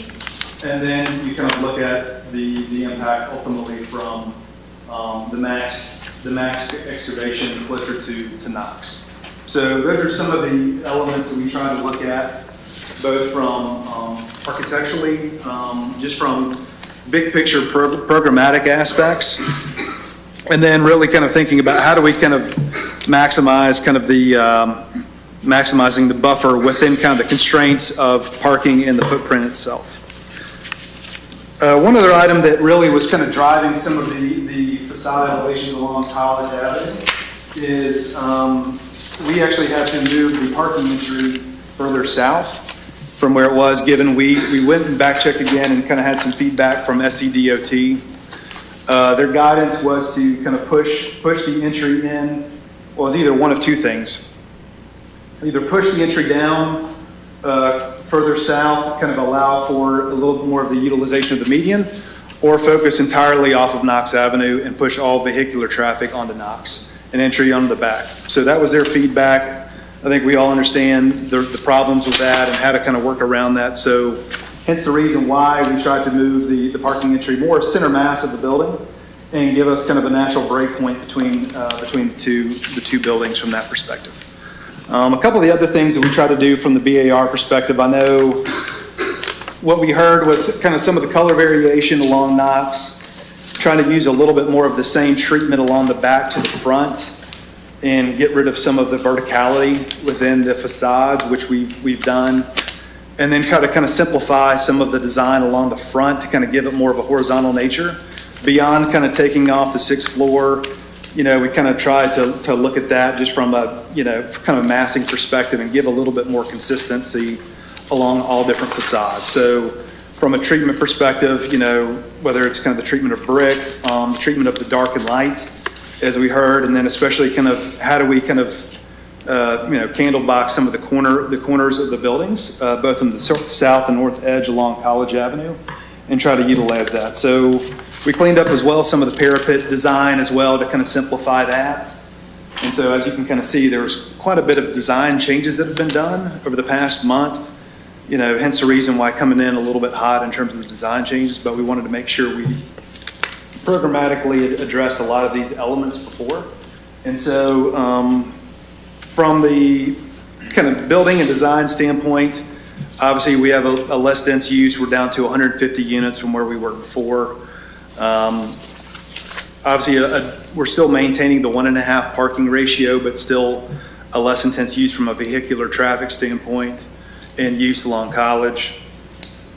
We're also trying to kind of make sure we have, again, kind of that consistent feel, and we'll talk about some of the College Avenue facade adjustments and uses that we wanted to incorporate next. But first, I want to bring up our design team just to kind of talk through a little bit more specifically and technically some of the plantings that we were looking at, some of the kind of streetscape, hardscape, softscape along College, and then kind of go through that. So you'll go. So this is Troy Landry with Kimley Horn, and I'll turn it over to him as well. All right, do I need to announce again, or is that fine? I'm sorry? I'm Troy Landry with Kimley Horn. Okay, thank you. So we'll start from the, These are all your slides over here. let's see if we can get these. Put these up before y'all can see more.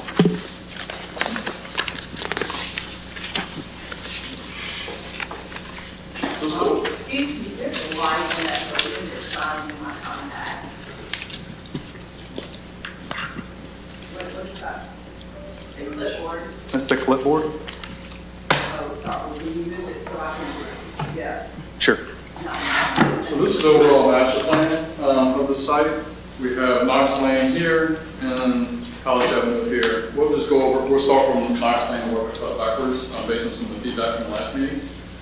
So last meeting that we had trees on here every 50 feet, shade trees. And what we did is we changed those. There's existing power lines along here. So we changed those to evergreen, lower height trees and doubled the amount of them every 25 feet. Try to help further buffer that view from Knox Lane into the building.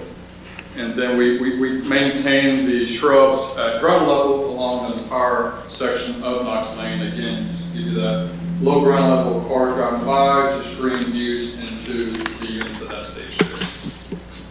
On the north and the south, since those areas have increased in size, we're showing shrubs on both sides of that to complete that landscape along there, so you're not looking straight into the building and the lawn area there.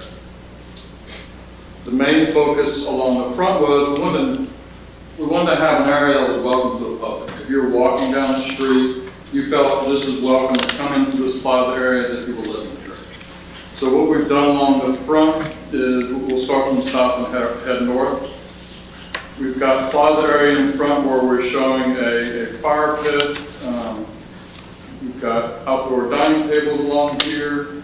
We have seat walls or any of these retail components here, whether it's retail or we're envisioning probably restaurants also. You could come outside, hang out in these spaces, students or whoever's renting here can sit out there, laptops and whatnot. But again, bikes will be riding back and forth through here, welcome anybody to come into the public and enjoy the space also. In this same portion on this side, we have bike racks that are over here. But what we've done, we've taken those bike racks and tucked them in behind a green wall. So as you're riding down the street, you won't see the bikes, you'll just see the green wall that shows up in several of the renderings y'all have there, kind of going up the buildings. If you've noticed on, there's a blow up somewhere that hasn't. Y'all may have them in y'all sketches there. But we're showing green walls going up the vertically on the building, kind of soften up the edge of that, so it's not all brick in that respect. So then we show crosswalks, with 3 crosswalks here we're showing accent pavers with crosswalk for the bike lane, accent pavers with crosswalk for pedestrians along the street, and then up here we'll have another crosswalk there. So we're intentionally doing the accent pavers, slow down cars as they actually turn into the facility. On the north side of here, we continue along here with outdoor dining. We have seat walls along here, and we have some high top counters here, tables, where someone can sit out there, dine, or hang out in that regard. Then we have the large green area here, where we're, basically just event space. It could be for either cornhole at night, if you will, gathering, sitting down during the days. It could be for, we talked about art exhibits, galleries that could happen in the gallery space right here. The art exhibit could also overflow into this gathering green area here. We have our art piece here, right at the corners intersection here. This becomes our most visible area due to the nature of the way the DOT green space is set up. So we have open views in here to the lawn area, to the artwork, the gallery, whatnot in this area. We have more outdoor dining here. We continued the vertical green elements along the building to again bring softness to that. And then over here we have this wall from a grading standpoint separating us and the neighbor. And what we did there, we incorporated a water element, a water feature that would be mounted on that wall as an accent to there. So from beginning to end, we're kind of mixing up different uses, trying to keep green space in there, trying to keep some entertaining venues or elements, whether it's fire pits or whether it's counters or water features and art space, so that from the south to the north, it has this kind of purely intended to be public space that welcomes anybody that wants to drive over, walk by, or ride their bike. Can I just ask a quick question on Sure. the front? So I'm looking at the street and some of this great stuff you've got laid out here, and it looks like a 2-lane road with parallel parking on either side and a center turn lane. Whereas currently there's a 4-lane road. Correct. Correct. So are we redoing the road on both sides of this project? Yeah, that was the intent was kind of to match the ultimate design for kind of for the downtown corridor plan. So we were planning to contribute our portion along the right of way, along the median, for the expansion of that. It kind of shows that multimodal path. So it's showing for the ultimate future planning for it. But not as it's gonna look as built. This is how it'll look ultimately down the line once downtown Clemson or whatever the plan is gets done. Correct. Okay, so if I were to draw a line down this to see what it's gonna look like the day you guys get a certificate of occupancy, if you do, where would that line be? It's the edge of the sidewalk, what it looks like. So the edge of So the dotted line on my chart? Yes. Okay. Well, no. The edge of Alex, correct me if I'm wrong here, it would be basically almost the edge of the sidewalk that we're showing on our current plan. There's the parallel parking right there, so. So it's kind of the solid line overlaid over the existing parallel parking? I see some. Correct. Okay. Correct. Pretty close to that count, that's exactly right. The sidewalks currently versus what's proposed are pretty similar. If anything, our proposed plan, sidewalks come a little closer to our site for the future build out than what it is today. Okay, that's what I was trying to get this overlay, if that was just an overlay issue or if street shrinking will occur as part of your project. Got it. Okay.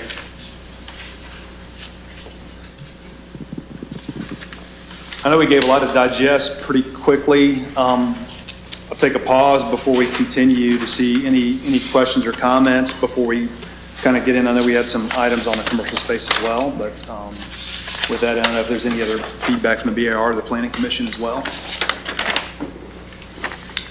What's your bed count now? The bed count, we are at, bear with me. We are at, I know we're at 150 units in total. I believe we're at 260 beds. I haven't done the calculation off of that.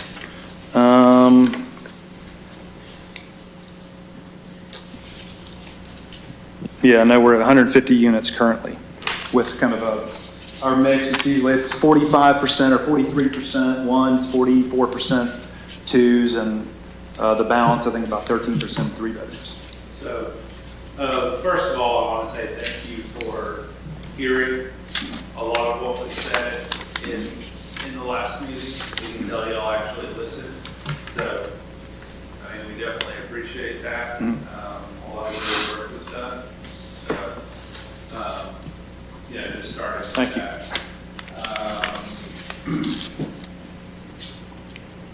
I wanted to get clarification on, you referenced an open area for DOT. Specifically, you have 4 major oak or elm trees and then a gap at the top. Why was there a gap at the top? We prefer not to have a gap. Okay. But this is the DOT design, and so these larger islands have the square footage to hold, meet the ordinance with the trees. This smaller island did not meet the criteria, so we had to show one sort of tree. Okay, and you have to have 4 spaces there? This wasn't our design, correct? Yeah, we're just mimicking, They're just taking off the downtown corridor. Yeah, we're taking off the You downtown. could theoretically change. Okay. yeah, we're just mirroring what exactly is approved. So it's just based on the nature of that design, it just happened to be that this is more open, that there's not another tree here or here. Okay. That's it. That's purely open to discussion with that DOT and how that works out. Right. My only concern is in this area is going to be vacant. It's the west facing face of this building. You're gonna have a lot of reflection. Yes, the glass is great, but just in general principle, this is a vacant plaza. Like, this is not a sit there in the shade of the building and enjoy it in the evening kind of, open space. So I understand all the words that you're saying, but in actuality, it's not gonna be a very comfortable place in the summer to be used.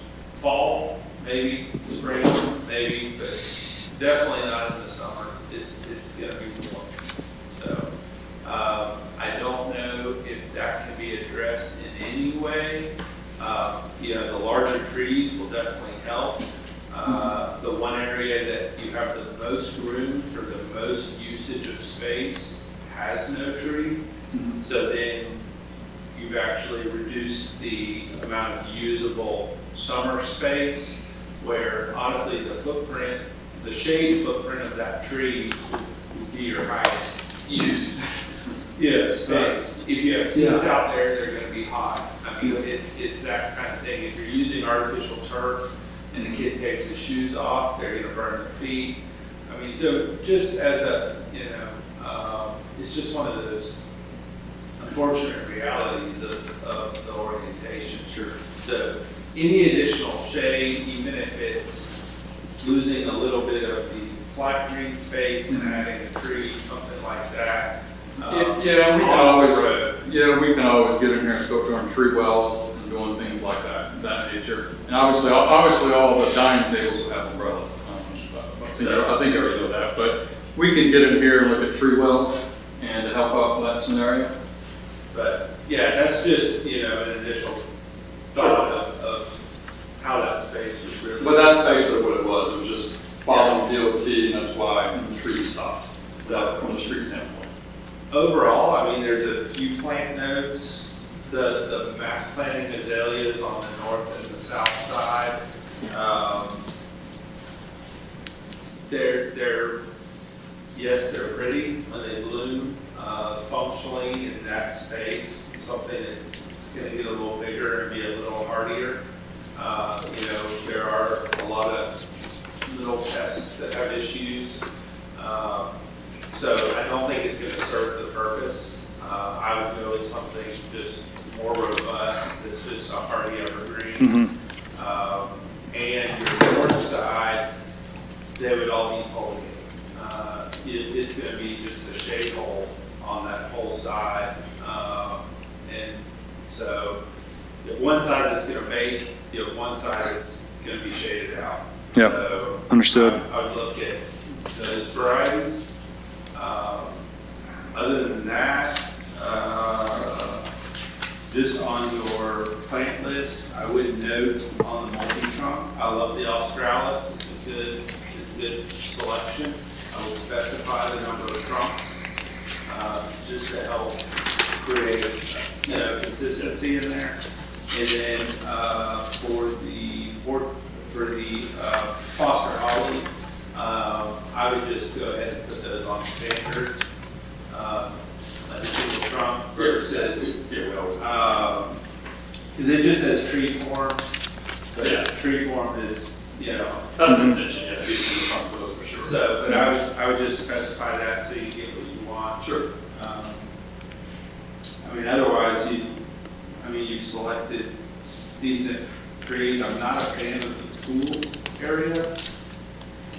I definitely want to see a fourth tree in there. I know the walkway is where it is, but I'm sure y'all can get creative and get that symmetrical. A little balance on that. Bugs. Yeah.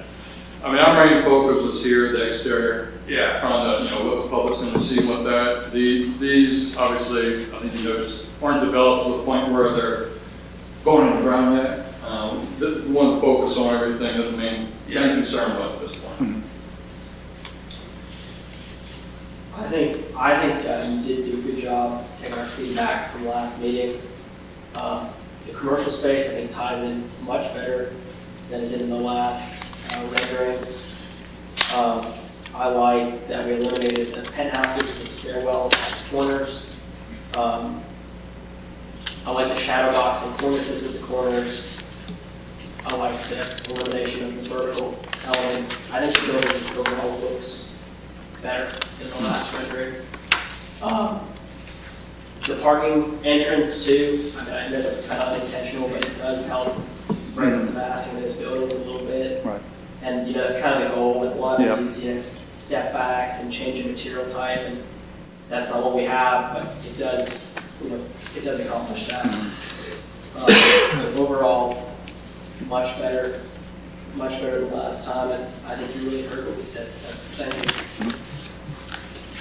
Yeah, I agree with all that. So I just had one material question. Sure. It's was rendered in white, and it's, the call-outs, brick color too. Sure. What is white brick? Yeah, on the top. Veneer? Yeah, it'd be a white brick veneer on the top. That's kind of what we're trying to look at a little bit, trying to keep in that kind of white consistent and kind of balance off of that. With kind of not keeping kind of the gray or anything all the way at the top, but at least kind of giving some light with. And is that the same on the corner surrounds? The corner surrounds are more of a hardy product for that, just from the standpoint of trying to kind of finish out those edges along the windows. It's more the front elevations have kind of the lighter brick. And then lastly, the detail around that one storefront, around maybe two, that are, looks like It's a little bit different treating. some kind of, once again, Yeah, on those, yeah, that's kind of just a break point on that, just to give some difference, but that would be the same matching of brick on that. Yeah, I know exactly what you're talking about. That's brick. Yeah. Now, the VAR, we would have material samples for everything. And I would be looking at, we have, we do distinguish between shades of white and artificial detailing. So, yeah, That was want to see what. No, that was what one of the color questions I had, was if, I don't know how this works, because is there any way we could get those material boards? I said, I don't know if they would still move forward, with the recommendation, and then just say, final material color selection up to the bar. I don't know how that would work in this process. Well, we still have to, are subject to standard permitting and requirements and reviews, and that would be part of that process if we were to get to that point. Because I would like to, it would be nice, we've approved a lot, and, having the boards has definitely helped. Well, The printers only, they look good, but you know how it is. You know it all too well, so distinguishing, especially on the brick side, so, yeah, I understand.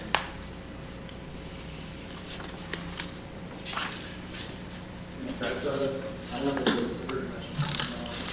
I think on a similar question about the white detail and the cornice detail.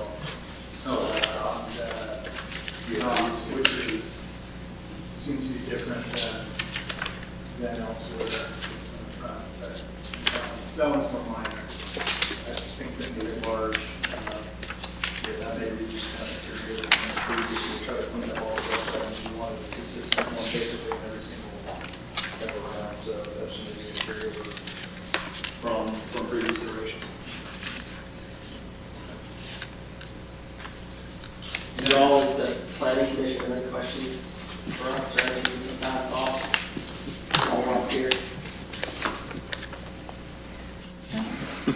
Elaine, I'd like to answer Kyle's question Okay. about the material boards. Okay. I think the material board should be present when we move forward with this.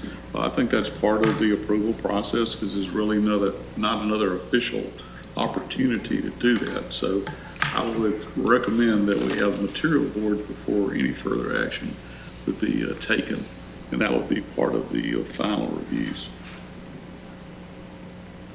Assuming Okay. we get that far. Okay, yep. But I think So, that Curtis, so when would you like to see that? I'm sorry. when we move forward with it, comes up for action. Okay, so the difficulty in that would be, going through, kind of the next level of design, entering into a contractor that would then kind of provide a lot of those. So usually there's a lot of coordination aspects of that, almost up until the point you go for permitting to making sure it's manufacturer, color, supplier. It'd be difficult to do that at this early stage because we still have a lot of design to complete to get to that level. Well, historically, it's been a little bit of an issue, especially with paint colors and materials. Sure. To be sure that those are as designed and are agreeable with the bar. Okay. So we've had some issues, especially with colors that I can think of in the past. It's been an issue. So, whatever we use, Sherwin-Williams or whatever product you're going to use, we need to have those to do that. And historically, once again, if and when construction begins, I think the bar would like to probably see a section, if it's going to be a large section, actually painted before you completed the whole. Yeah, we typically structure. do kind of a mock-up process. It's both from elevation, a sample elevation. It's usually also done for window treatment, et cetera. So making sure we do that on site before. It's more from a means and methods as much as anything else to kind of ensure, because I think as you've kind of talked about before, especially given the elevation and the western side of that, just kind of want to see sun and shade and kind of see it in the field. So I guess the material board would be just typical sections that you want to use for the different areas, because looks like you've pretty well got most of that set up here, so I would not think that would be an overall hardship to see that material. I'll speak for the bar on that.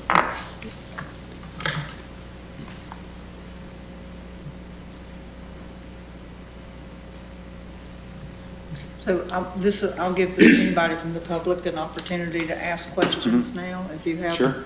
I'd love to see the view from the I think this time, Alan, I think you need to come up and state your name at the thing so we can get it all recorded as well. Just 100 Stroke Circle. To sign in again, I guess? Yes. That's okay, fine.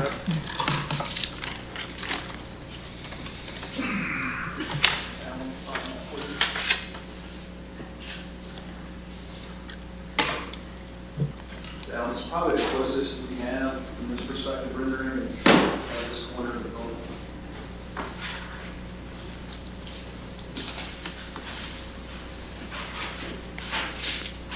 This is the view we had last week. This is, the artist stood on my front porch and gave us this view, which you might think I dislike. I really dislike, because it's too massive, scale's too big, from my point of view. And then, CM used to have a thing called protection in neighborhoods, and I'm feeling a little bit more protected than this.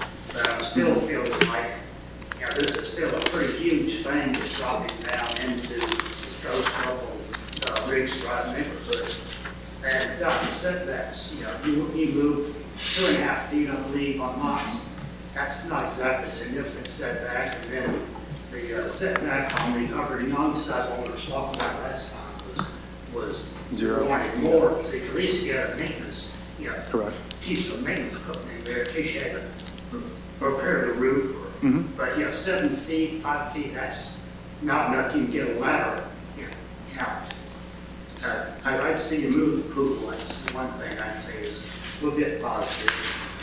But, and you did take down the extreme towers there, that helps a bit. Yeah, those are recessed, so as you can kind of see, this whole side is compressed, smaller, and that tower is actually here, and kind of recessed back. And so the sidewalk would come out, only kind of emergency egress out of the back, we cannot come out here, it's substitution, this elevation, but to see a little bit that here, how it comes there. So that's kind of the approach. So they're coming out to the south side rather than into the exterior. So straight out, just for egress. And I still think about a 10-foot masonry wall would be nice on Knox rather than a little fence, especially, you know, wood fences that would rock and fall down. Metal fences, you got gaps in them, trash can blow through. I think a nice masonry wall would be a big asset to it. But again, it's too close to Knox. I'd love to see it. You're subtracting, what you took off 40 beds so far. If you went from 300 plus down to 260, you're taking a hit there. But I'd love to see Knox push back more. Used to, it still had a workforce housing. And that would Still be on playing, Knox that'll be side. on that side, yes, sir. And it's only 4 now, right? You Yeah, so originally said 4 along to the, because 6. we compressed down the building facade along the back, so it's kind of the, allocated the 3, 4 bedrooms along the back side for those, because we had to kind of shorten it up a little bit. But there's no entrances on that Knox one side. None. Oh, that's one more thing, that since I'm one of the closest people to College Avenue, without earplugs, some nights it's a little tough to sleep because people do use College Avenue from Starbucks to downtown as a go fast, make noise, you know, type area. Anyone who lives there will know that there are a lot of people who drive like idiots, unlike what most of us do. And sitting on there in a hot summer afternoon, listening to cars go by, does not make me want to just sit out there and enjoy the ambience of College Avenue. So that's just kind of hurts my feeling. Like the new restaurant, Walcombs has Southside dining, but that doesn't seem to be too conducive to a quiet evening meal. So unless we get better drivers, quieter cars, I don't see sitting out there is going to be much fun. There's fun in Paris, I'll believe that, but not so much here. Understood. I think Emily first, Derek, and then you. We have Yes, to ma'am. sign. Let me get out of the way Please. too, I'm sorry.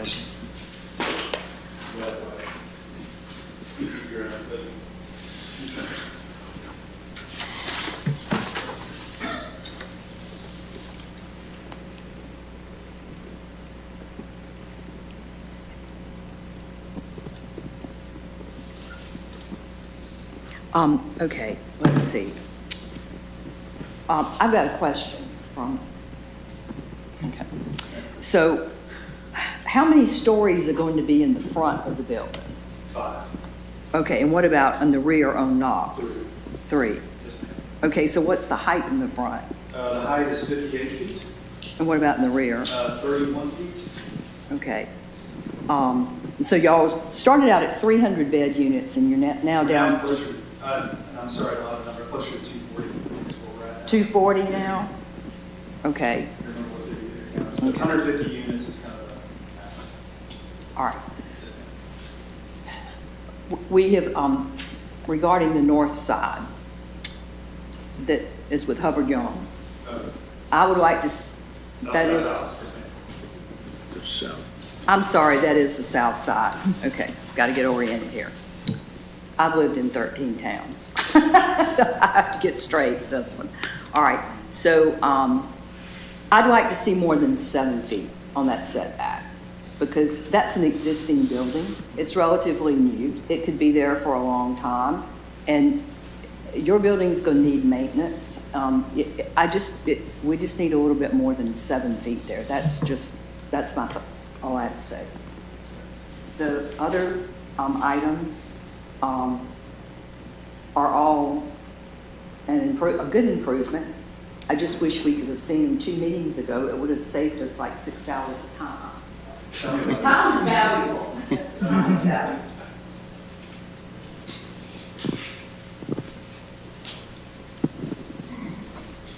So Derek Hodgin again. I forgot to sign up earlier, but now I'm going to put my building enclosure consultant hat on.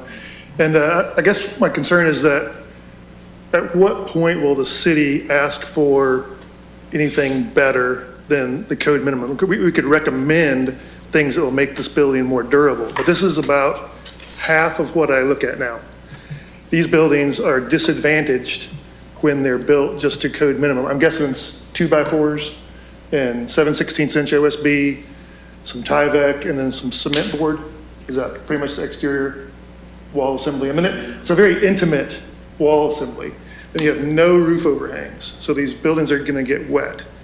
And so what happens is with that unforgiving code minimum exterior wall, you get water intrusion and rot. And I can show you lots of gory pictures. And so there will be a need to access the building, but it won't be for maintenance. It'll be for extensive repairs. I mean, these buildings that I have cases on now are $10 to $50 million repairs where they're fully scaffolded. And I'm not suggesting that there won't be an attempt to make a quality product, but you're disadvantaged significantly if you don't have a rain screen type system, you don't have any roof overhang, you have all these intimate materials, you've got tons of intersecting cladding materials that are gonna have to be detailed very well in the project documents. And so to construct a long-lasting, durable building that looks like this at a reasonable budget and cost is difficult. But then when you add it being student housing, it has to be finished by August, no matter when it starts. And then you have, budgets and schedules to meet, and a very difficult right now contractor, a quality skilled contractor pool available to do these types of projects. It's very difficult, and that's why I'm seeing so much of it, is because they are oftentimes rushed and done at a less robust budget and with less robust materials, because they're allowed to be constructed that way. And so I would just like, even if it's not required by the code, there be some consideration given to just some simple things. For the first time ever, require the shrinkage analysis for the 3 stories or more of wood. The wood shrinks and compresses. It flips all your flashings backwards, makes them a trough, and then water pours into the walls and rots them. And so we've never asked for that. And there's significant consequences to that vertical movement in the wood framing. So I'm happy to help with some recommended suggestions, but there's just some things that if we continue to allow just code minimum construction, doesn't matter what it looks like, it's not gonna last. We're spending lots of money repairing this exact same type of building. So I just want to, caution against more of the same, and then however we can try to encourage some better practices, that would be awesome. And I'm here to help. Thanks. We will call on you. Please do. I don't need any local work, local expert work.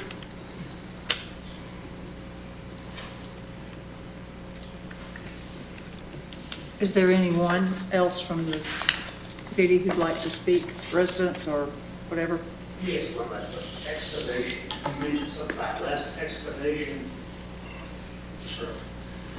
I'll show you. Kind of just put it out. Visually shared. We've obviously compressed the building just in general, but what we've also done is compress the building and shift it forward. So what we're seeing here from the standpoint of a step up in terms of a parking arrangement, this is kind of the back, if you kind of orient College Avenue, Knox Lane, probably looking at it from the upper beyond. So the concern was kind of the excavation, so we looked at how can we load more on parking level 2, minimize the impact in parking on ground level, and therefore minimizing kind of the deep cut excavation along the back. So what we have done, this is about a close to 50-foot depth that we're no longer having to excavate, depth at a height of around 15 feet. So that improved dramatic, less use in terms of excavation. What that also does is allow just for limited excavation on the second floor, kind of as we kind of taper up. Felt just from the standpoint of compressing the building down, less units, still maintaining the same parking requirement, allowed us to do this. So you'll go from 300 something spaces down to 250 or so. Yeah, they're required, it's just over 250, I think is what it's showing. So, yeah, they're cutting out about 50 listings.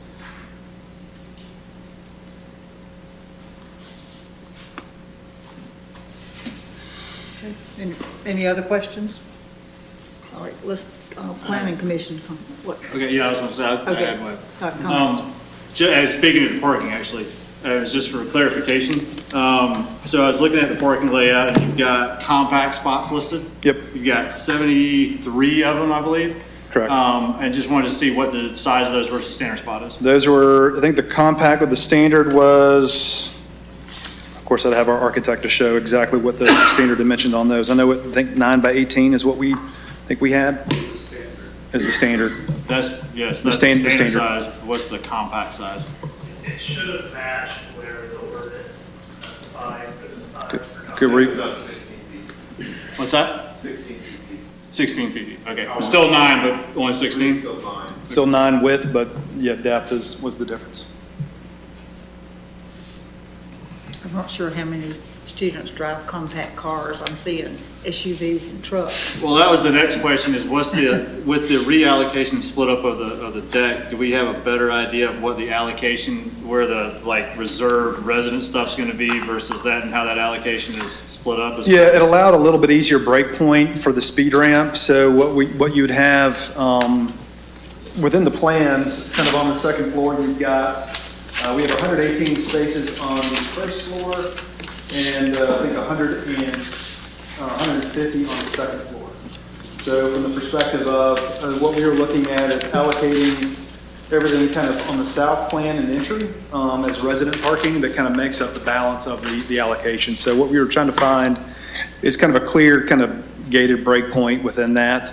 I think they'll have decals and reserved spaces that are marked, but typically kind of plan north is where we're allocating. I think it was the 35 spaces, so it's kind of the first 3 bays along the top, and then kind of the balance going south.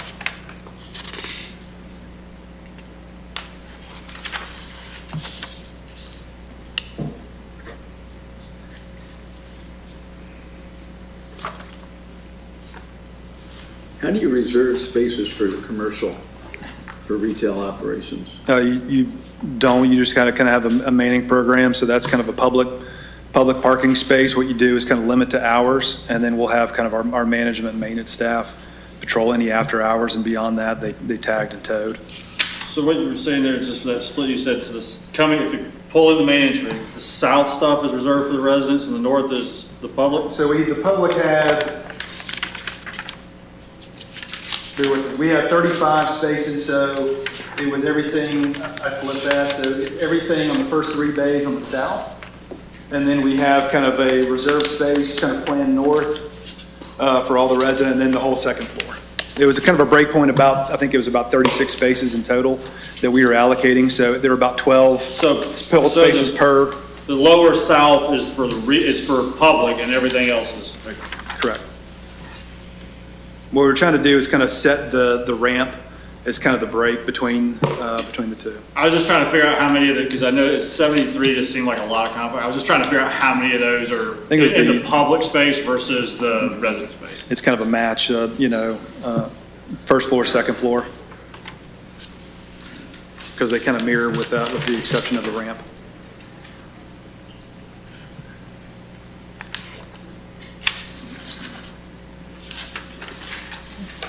Is there spaces for employees of this restaurant?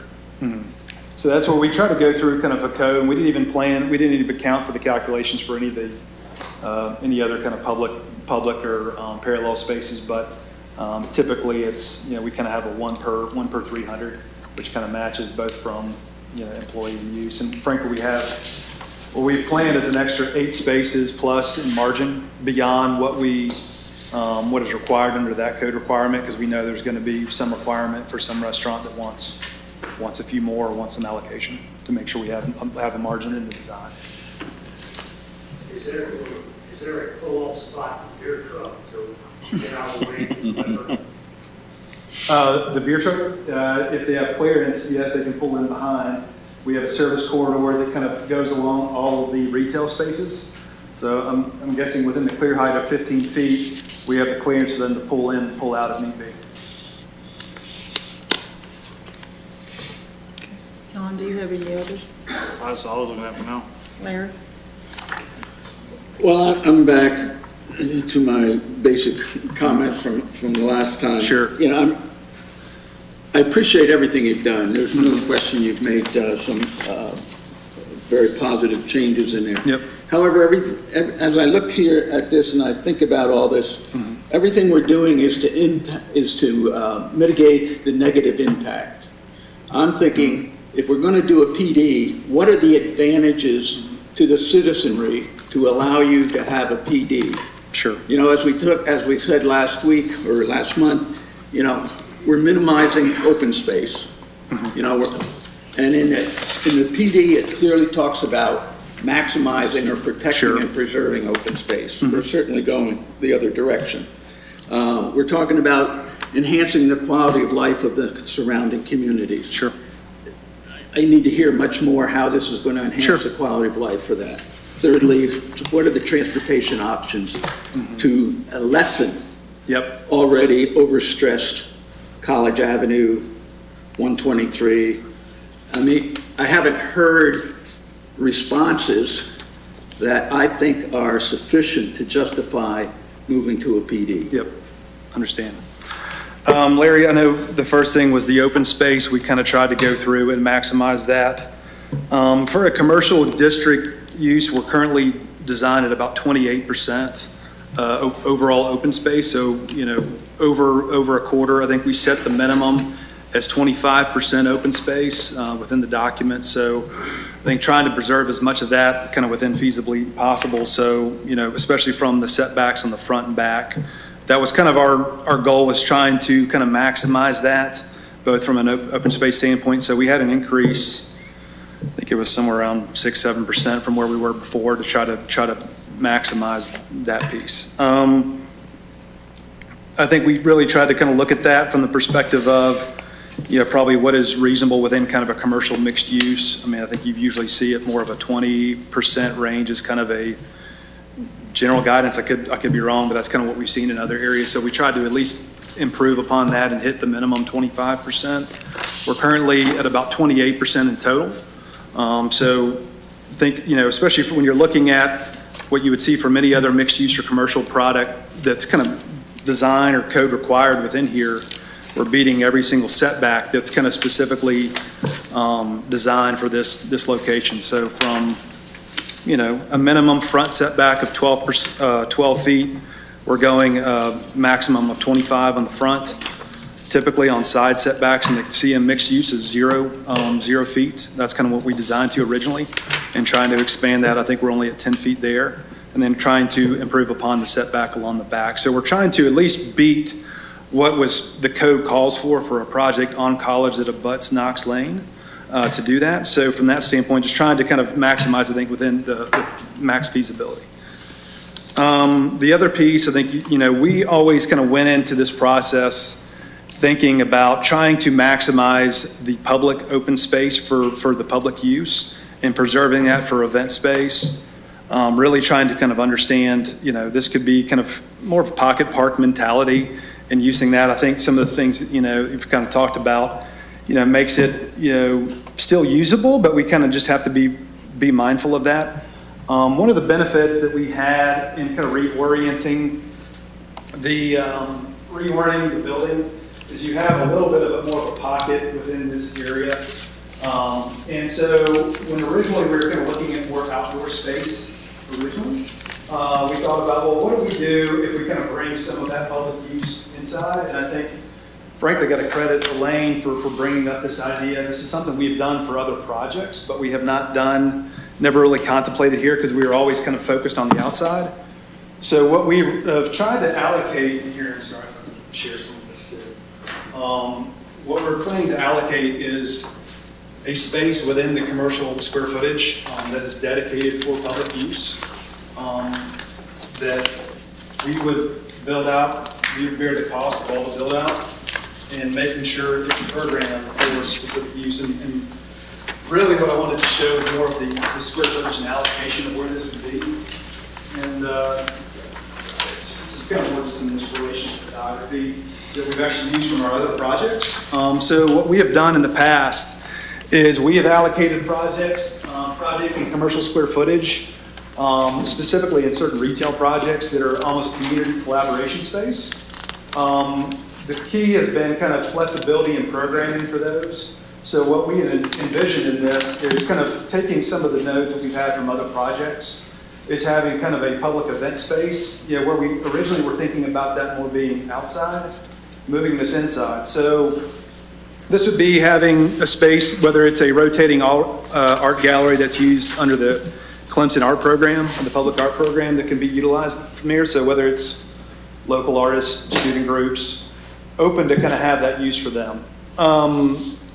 Beyond that, what we also can have is make it flexible in the nature. I think you've heard that there's a shortage of event space too. So having some opportunity for event space that can be used basically for a nominal reservation fee to kind of use that for whether it's supporting nonprofit, local nonprofit meeting space, community groups or student groups that can kind of utilize that during kind of public hours or even off hours. We kind of look at that working in collaboration with kind of the outdoor space that exists. So you have kind of a good indoor outdoor space that can kind of be utilized. So whether that's rotating art gallery or co-working space for local nonprofits or community groups, or kind of just ongoing event space that can be used for other groups for meetings outside that exist currently.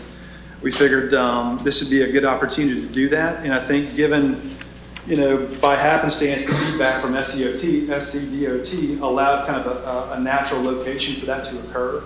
And so giving it that treatment, we would kind of plan for that. Similar to what we've done in other projects, is fully built out and really kind of have some sort of opportunity for whether it's a reservation at cost or some sort of nominal fee, but really to kind of promote really an open space for anybody to kind of utilize. So truly for public input and for, whether that's from a programming perspective, we've done that before. We've seen it really utilized quite well. And, for us, it was kind of more, and frankly, credit to Elaine for bringing up, thinking about more from commercial space, as opposed to us always kind of be finitely looked on the outdoor space. So this is kind of the idea for us. This was drafted, we had language drafted within the PD ordinance and kind of how it would be operated. And really, this would be at the developer's sole cost to provide that. Still concerned, very concerned about traffic. Especially with the development that's already in place. I mean, I drive up and down College Avenue 10 times a day. Every parking spot is taken on the street now, because they have the new restaurants there.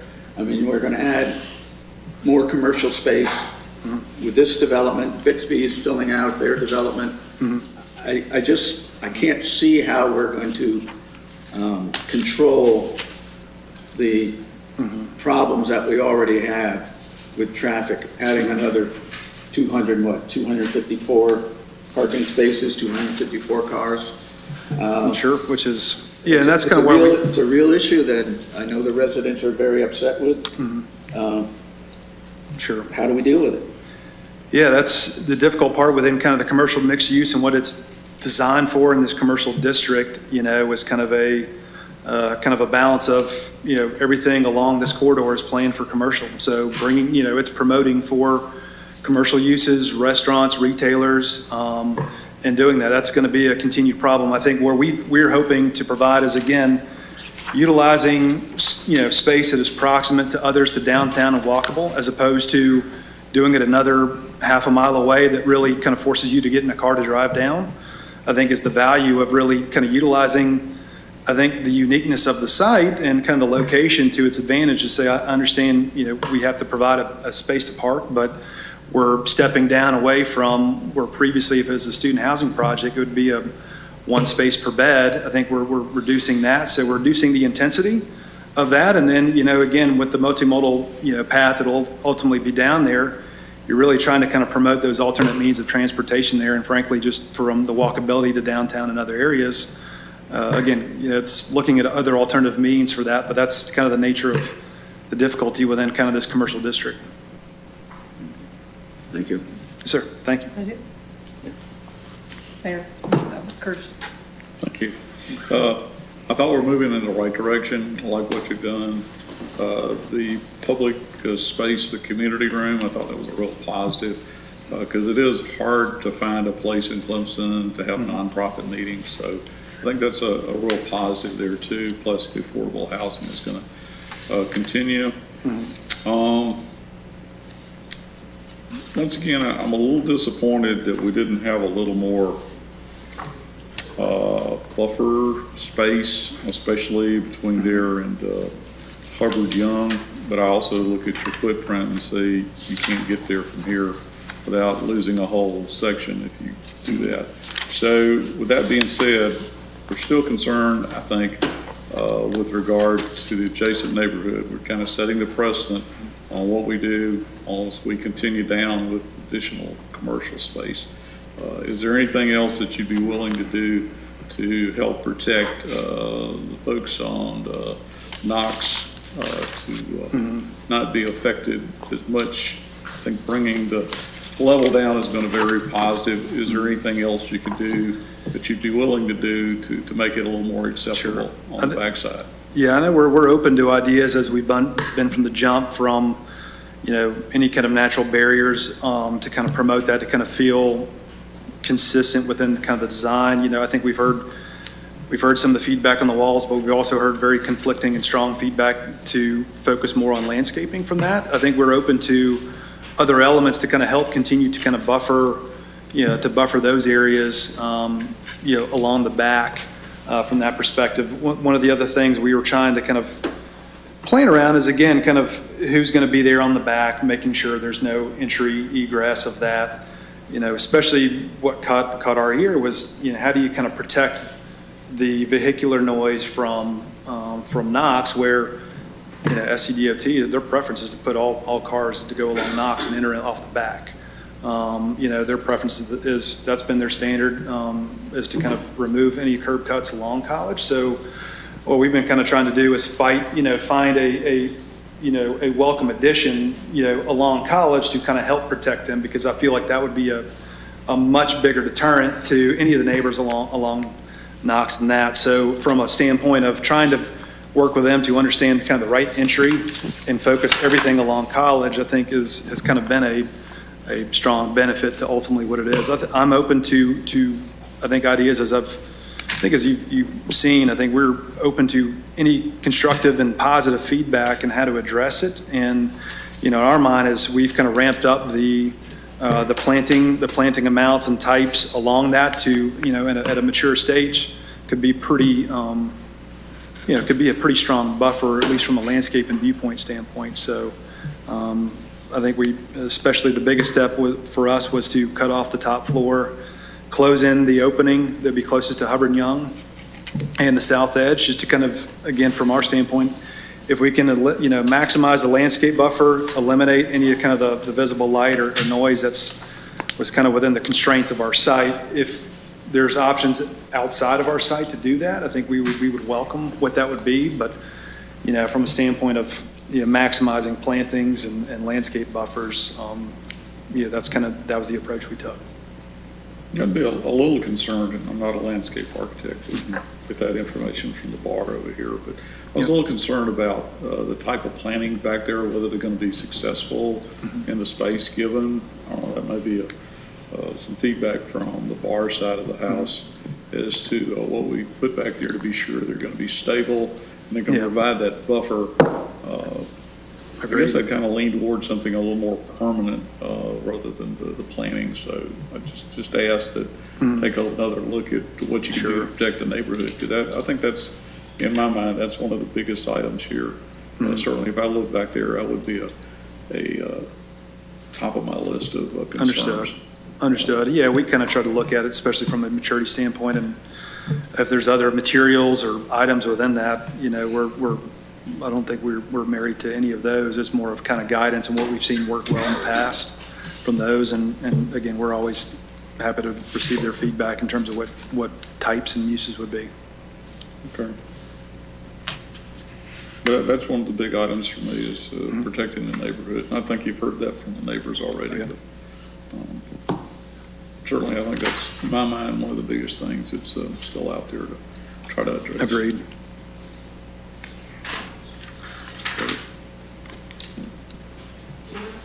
Yeah, go ahead. I'll go your way. Yes, ma'am. You sign in, please, Beth.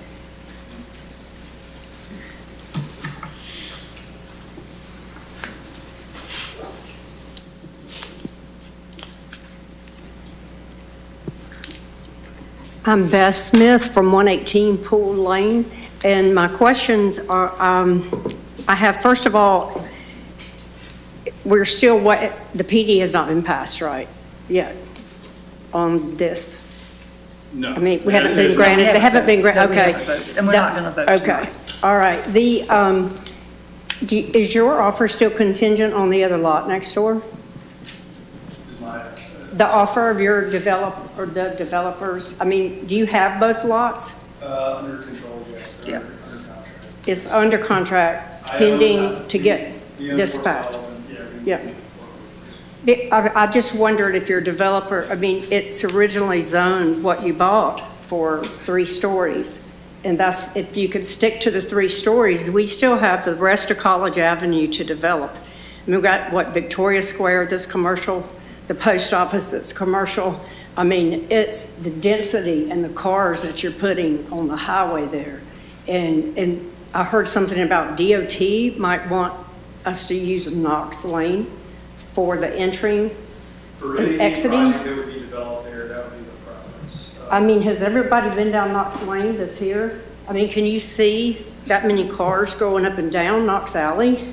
I can't. I mean, we're going to get run over with, scooters and electric things. And I've talked to just about every neighbor on Strode Circle that backs up to there. And a lot are watching online and a lot will be coming, but they do not want 6 stories of apartments there. They understand what it was zoned for, and I do too. But I would love to see the challenge of building some housing that a family could rent if they wanted to, not geared toward all student housing, because so much what's going to keep coming, if we don't take a stand now, when are we going to do it? And I'm asking you to do that. And I thank you to the Park Committee. Thank you. The point of clarification was the guidance when we kind of looked at where to set the entry. The guidance to drive everything along Knox, that was regardless of whatever was proposed here. So even if we designed or built what was coming without any kind of code variance, that was kind of the guidance. So whether that was whatever's built here or anything in the future, there's always, how we can kind of work around that. But that was kind of just a point of clarification. Now, Greg. Yeah, no, it's fine. I appreciate you working and making some of these changes. I think the best thing for you guys and the city both is us working together for a successful project. I know it's probably definitely an unpopular opinion, but personally, I would probably rather you have kept the front at 6 stories and condensed the building more, which would allow for more green space and also protection of the surrounding properties as well, to bring that in. The meeting space, I appreciate you doing that. As working here locally, it's very hard to find a place for a team to get together outside of the office to have a group meeting or a group huddle. And I know we talk about the traffic. I would envision if this thing were to move forward is that if there are students and employees, downtown employees, or students living in there, that they wouldn't be using their vehicles. So the hope would be, and it's certainly just a hope, that those students would be walking or scootering or riding their bikes to school. Yep. Where you would take 150, 200 cars off of the road. I know it doesn't involve your project at all, but probably the places that are downtown, what's hurting them the most is that there's nowhere to get groceries from. There's no market. Yep. So those people are having to get in their cars in the afternoon and drive to a grocery store to get anything that they need. But again, that's out of your purview, but that's just my opinion about that entire area. But thank you again for being open-minded, and that's just my 2 cents on it. Thank you. Yep.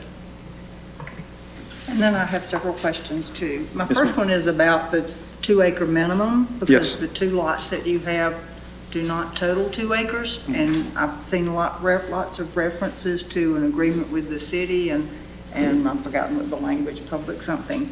But has that been established? Because the council members I've talked to said they haven't addressed it.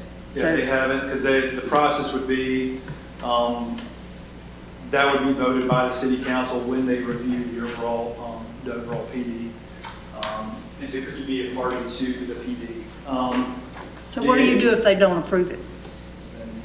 They probably won't approve the PD in general, right? So, Right, so that means all of us have spent a significant amount of time, you've spent a significant amount of money without having that one point settled. And that's my concern. some clarity on just what exactly we were talking about. So when we originally we took possession of the site. The point is going to see this area in green was the area that was taken away, or was taking during the kind of road widening. This is the area that we kind of originally had kind of illegal, but you kind of see a jog within standard right of way. And this square footage is the items that are legal that we kind of provided within that for vote, for city council's consideration. Anything that moves forward in any of these projects, this will be part of the project, whether it's this or anything, or a commercial sort that's part of the standard sidewalk and setbacks anyway. So this is kind of the legal description and square footage that we were calculating based upon the 2-acre requirement. I just worry if the city does that, we're setting a precedent for future projects too. Oh, we don't have quite enough, so we can get the city to shore us up. It's, we're not asking for anything outside of truly outside of what the project is. For this, we are expanding and improving this area. We are touching that. We're not looking for anything outside of our property or off-site from that perspective. So I think from this point, it was more of a just previous, I think the intent was previously to kind of feed that back to the property owners. It never happened, but nonetheless, this is kind of where we look at it. It is part of the project, whether we kind of talk about it semantically or not, it's still something that we would be improved and we would be expected to improve. Yeah. So we're just looking at it as truly part of the project, not nothing exceeding beyond that. And I think we mentioned last time concern about the name. Are you leaving it at Uptown? I changed, if you kind of notice, all of the reference documents are changed to, I think, 412. College mixed use. The Uptown signage is purely graphic in nature. I mean, we can look at some more. Because I know there's the other. From Kiwi Trail, 123 and College Avenue, that is our Uptown, and it's been called that. It's part of our development emphasis area, so I didn't want to be confused with, Understood. Uptown, well, it's not that. No, it's that. I understand. Yeah, and this is kind of our intent, because we kind of consider this whole area as part of the Uptown district. And kind of the planning study included this, these areas within that on both sides of College. So that was our intent, just kind of why we named it to begin with. But if you notice, all the documents have been changed to 412 College Avenue mixed use. Okay. And do you think 5 feet setback, 5 to 7, I guess, because it must be the lot line must not run straight? It's a straight jog. In practice, what you're seeing is the maximum setback along the property within the jogs are close to 12 feet along the south edge of the property. But we're obviously need to set it at the minimum given kind of the way the property line jogs. But you're seeing anywhere from 7 to 12 feet, I think, in terms of the actual setback when you're looking at the building footprint. Because one of the things that we want to do in Clemson, I think, is encourage and protect small businesses, and Herbert Young is one of our, in my mind, it's one of our most valuable, as well as established. And as I've shared with him too, I shared with him too, I think we kind of want to meet through as we go through and progress with planning, and have him meet our engineers, our structural engineer, our contractor, in all the steps of the phases, because I mean, they're always going to be our neighbor moving forward, so we want to make sure we're kind of protecting that. And that was part of the also intent of kind of the step back, just to kind of do whatever we could, both from our site and from his site, to kind of minimize, any excavation on the whole. I'm disappointed that you only have 4 workforce units. But my question about those is, how will they be rented? Will you require a financial statement to ensure that they're solid to meet adults kind of and not parents funding Yeah, somebody? you kind of, exactly. You kind of have to meet, there's certain requirements under that HUD requires in order for it to meet. So HUD will kind of set annually the annual median income that you have to verify with our leasing staff, and then they also set the average market rents for that area. So it's pretty prescribed, frankly, and we kind of just follow HUD's lead and what's required for that. And I just want to make sure you weren't just going to let somebody sign a lease and say it's workforce housing. No, we kind of need to meet that anyway, because, I mean, it's not as lip service. I think our intent in doing this from the jump was not to do purpose-built student housing. That's why we didn't do 4-bedroom units. So if there is any kind of diversity in unit types and users and residents, I think the better for it. We've seen that be successful in other projects that we've done in other similar circumstances, and so that's kind of what we would like to see. So will your bedroom doors have locks on them like purpose-built student housing? We can if we need to. We typically don't, but I want you to say no. We don't. I mean, we're not programming it that way. If they want to do it, they have to do it themselves, and typically give us a spare key to each of that, just from a accessibility standpoint. And you guys are renting per unit, not per bedroom, right? Not per bed. Yes. And then the last question is about the canopy coverage. I believe that there's a 30% requirement, and you're at 18.8%. That's what it looked like on one of the documents that I had. Kind of defer to you guys on what the final count was on that, on the canopy coverage piece. And so you're not meeting that requirement. So why should we approve this if you're not meeting the requirements? I think we've said before, there's been a standard set, there's a standard, I guess, requirement, I think, or provision within city code for any urban mixed-use projects. There is a set aside for any deficit. We can pay within that fee to do that, which I guess is a kind of a standard use within other urban sites or commercial mixed-use projects. So, yeah, one reason because of that is because of overhead power lines on Knox Lane. Because of that, we had to change the size of the trees, so we put more of them, doubled up on it, try to help with that nature. But because of the power lines, we couldn't put shade trees off that area. So what would be the height that you would expect those trees at maturity to be? We have to check to see those power lines. They're kind of sagging right now, so they'll tighten up. There it is. Kind of needs help right now. Right now it's just covered up in all the existing trees. So they'll need to be pulled up. We'd have to look and see the exact, we'll work with Nathan, we've done in the past to see what we can fit right there. But that's why we pick evergreen trees and smaller trees. But I would assume we'd still be in the 14 to 16 foot range. Again, we got to figure out what the power lines are first. But because they're evergreen, they can easily be maintained to whatever height they need to be below the power line, but the threshold they want them to be at from screen purpose. Could that be something, a part of the PD, that have Duke Power just go ahead and bury those lines?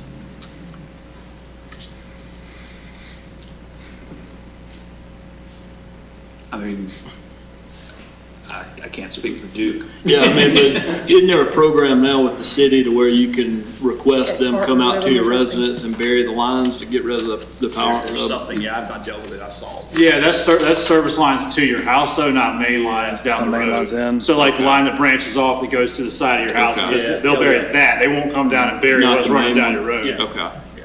Now, you can't, I mean, it's doable.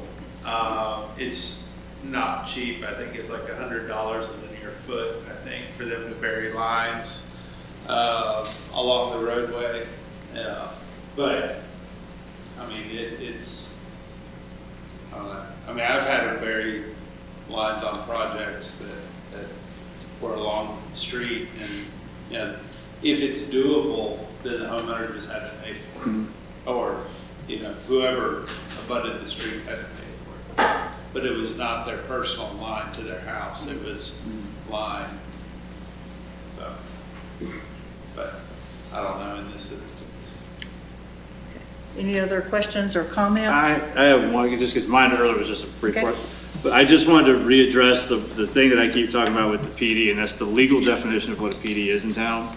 And it says, plain as day, it must include housing of different types and densities. And right now, it's, like I said, it's just an apartment building. Yep. And that's the big hangup for me, is it's not the design. You guys do a good thing on that. Everybody's got their own input, but just legally speaking, code says PD has to have housing of different types and densities. I count as one type. If you have it, everyone I've tried to pull up, and I could be wrong. It's 19502 City Clemson Code. I've given it to you every time you've been up here. It says, yeah, which may include, I saw may, not shall. I could be wrong, but Uses must include, I'm reading it right off the website right now. Has that been updated recently? Not since every time I've looked, it says uses must include housing of different types and densities in addition to compatible commercial uses or shopping centers, office parks, and mixed-use developments, and uses shall be restricted to those listed in the adopted plan. Yeah, I'll look at that again and see. From our perspective, we've seen multiple plan developments that have been approved, and there's clear precedent that showing projects like this would qualify under a PD. There's multiple under kind of the listed 20 that have already been approved under that central. So there's a clear precedent for it. I think we've tried to kind of provide multiple different types, especially from the workforce housing, which I know it's nominal, but we've kind of tried to at least differentiate. But everything I looked at from a 19501 said it was may include, but should not be limited to to that design and open space. But It's on this page. This is what I printed out and what he's reading. I just pulled it up. Okay, if it says, I mean, I will double check. I'm online right now. I don't know, which one did you pull from? I printed this when we first started talking about it, so several months ago. So, But it hadn't been changed and, No, that's not been, that's probably been amended. Well, I think I'm using right there. 19550. I know it says PD shall be mixed use in nature, and the non-residential uses shall constitute a meaningful, contextual, and relevant component, but it says it may include, but shall not be limited to, the compact building design instituting a range of housing options. Okay, I think you're reading 19501. Yeah. I'm reading 19502. 19502 says must. It says permitted uses. Listing of permitted uses with particular PD shall be adopted as part of the regulations applying to that district only pursuant to South Carolina Local Government Comprehensive Planning Enabling Act 1994. Uses must include housing of different types and densities. And I get that there's precedent or this side or the other, but just because one guy does 90 miles an hour on the interstate and gets away with it doesn't mean that it's 90 miles an hour. And that's my only thing, that's in our code that I'm reading, and it says that. Sure. And I'm trying to see if there's any way to present either a different interpretation of the units that you guys have that I'm not seeing or something. I know you mentioned the workforce housing, but to me, that's still just an apartment. Like if you had townhouses on the back or something like that, I could say, sure, it's one building, but you got townhouses on the back and you got apartments inside. I can flex that and say that's different types and the different densities of the one bedrooms and the three bedrooms. But right now, all I see is different volume of bedrooms and apartments. And that's my main concern with the legality of being able to vote for this, regardless of the design or the trees or anything like that. Yeah. So you're right. I was going off of the plan development definition there that kind of showed the may. So, it was kind of getting conflicted information. Yeah, and I get that. That's why I say that's why every time I've read it, I've said it's 19502 because at 501 it does say may, because you can have a park, you can have a commercial aspect, you can have a mixed use aspect as your secondary part of a plan development. Sure. But the primary purpose of it must be the residential purpose of it that shall have different types and densities. But it says in permitted uses, it says it must include the different types and densities of housing. Sure. Yeah, I understand. And if that's something you guys can address later or something, like that would be, because right now, I'll just be honest with you, that's my interpretation of this entire plan is that this is a mixed-use apartment building. I don't see it meeting that definition. Yeah. So I was kind of under the, kind of going through that interpretation. So I'm happy to look at, there's other options, but I think, when we started incorporating or looking at alternate designs of opening up townhomes along back of Knox, I think that came at another constraint of kind of protecting those neighborhoods and influencing that, so it's kind of been at one or the other, given we're only 2 acres. Right, So right, trying and to I figure get, and out- I'm not saying that's the best option or anything, if you guys have a different interpretation of how to, you Yeah. know, an apartment, you can define it this way if you put a different doorknob on it or something like that, like, I'm open to hear that, like being serious, like, I'm not saying that you have to put townhouses on the back or anything, 'cause I don't think anybody wants to see it, because No. Knox isn't very big, but that's just the first example that could pop in my head, where a building like this, be it wherever it was, could have different types of housing in one building, and the building be, you see what I'm saying, to follow that definition of having the different types of housing and still have a secondary component to fit the planned development definition. Understood, understood. Yeah, we're kind of hopefully still rely on that there's clear precedent for previous plan developments within City of Clemson that's been approved, that's kind of been a similar standpoint, so kind of at least following in that, but I think your point's well taken, at least from like trying to understand that. I think our intent from the jump has been at least trying to find different uses and different types of users is kind of how we kind of defined it, so from whether it's workforce versus just general market rate, I get the intent, but we kind of look at that the same way as if you had low income versus workforce versus, you know, typical apartments. I know they're all apartment in nature, but you're kind of at least appealing to a different demographic. Okay, and that's something that I would be willing to listen to, is a better argument on that, if that could be something to be brought up, because when just from my background, when I think different types, I think apartment, townhouse, condo, single-family detached, single-family attached, like, those are my different types of housing. Right. You know, an apartment is an apartment, whether it's a HUD apartment or a downtown apartment or income adjusted or rent fixed or anything like that. Right. And so just looking from at least the need and kind of how do we kind of serve a different, you know, a different community or different user than that currently exists now. And that was kind of our at least approach in the design. Good, I'm good. thank you. Anything else? Okay. There's going to be a traffic light at Kilby Trail. Not that I've heard as part of this project.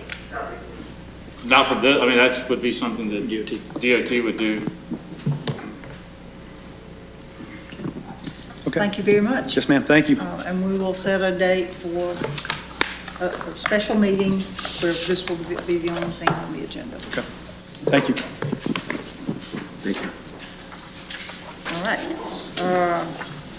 Discussion items. I don't see anything. So No, we there's have nothing. anything? Staff reports. Okay, I've got, regarding the special meeting, just to let you know, and we can finalize the date, you know, I'll send out a poll, but just to let you know, I've confirmed, as of today, the chambers will be available the week of the 27th through the 30th, pretty much every day in the evenings.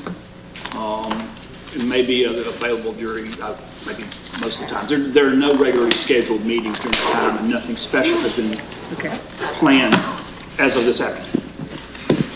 And we'll make sure that the public knows. Oh, yeah, when we've got to do it's all set, and we'll do all the advertising. I'll make sure I share it on social media too.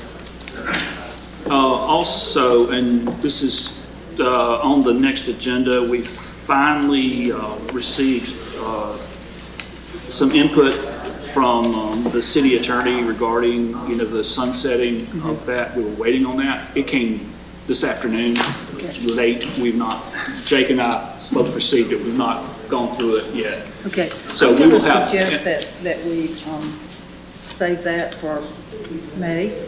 That works. Only because I want to protect Kelly, because Kelly's leaving the next day, and she's got to do minutes, That's and she's right. getting married, so we don't want to hold her up. I forgot about that. Okay, May. Yeah, so. May if- works. If we have a meeting, that's fine, but I'd like to not have it be. Well, what I was going to 9 o'clock say meeting. is, there will be an item, let us go through it, then we'll get with you and sort it out as to discussion or something that needs to be voted on, whatever. Like I said, we've not really read through it, so May makes it even easier. So so we don't have anything coming up, I'm going to other items now, we're good. We don't have anything coming up at council meetings, right? Because we're not voting on this yet. Right. And We we'll don't- wait until next time for the canopy stuff to come back to tweak that. Yet don't know of anything for council meetings if they needed to have a representative. I don't think There's we're going to nothing. move forward this time. Yeah. We did get an opinion back on the occupancy that we'll be sharing. with you. I just told them, Yeah. yeah. We're going to do But that I said, in May. let's postpone that till the May meeting, because it may be some intense discussion again. So you're gonna work on our special meeting date? We don't have a Yes, I'll send out a workshop coming poll up. and everything with all those days, and then we'll work it out. And then, so we should have a date here, if everyone will respond, in the next day or two. So we'll have it this week. Perfect. Okay, so with there not being anything else, may I have a motion to adjourn? Give me a motion to adjourn. Second? Second. All in favor? We're over. So we'll get copies of that opinion. Something you guys want to present us. We'll do a presentation. I thought you were going with something like. I didn't see, here's what she wrote up.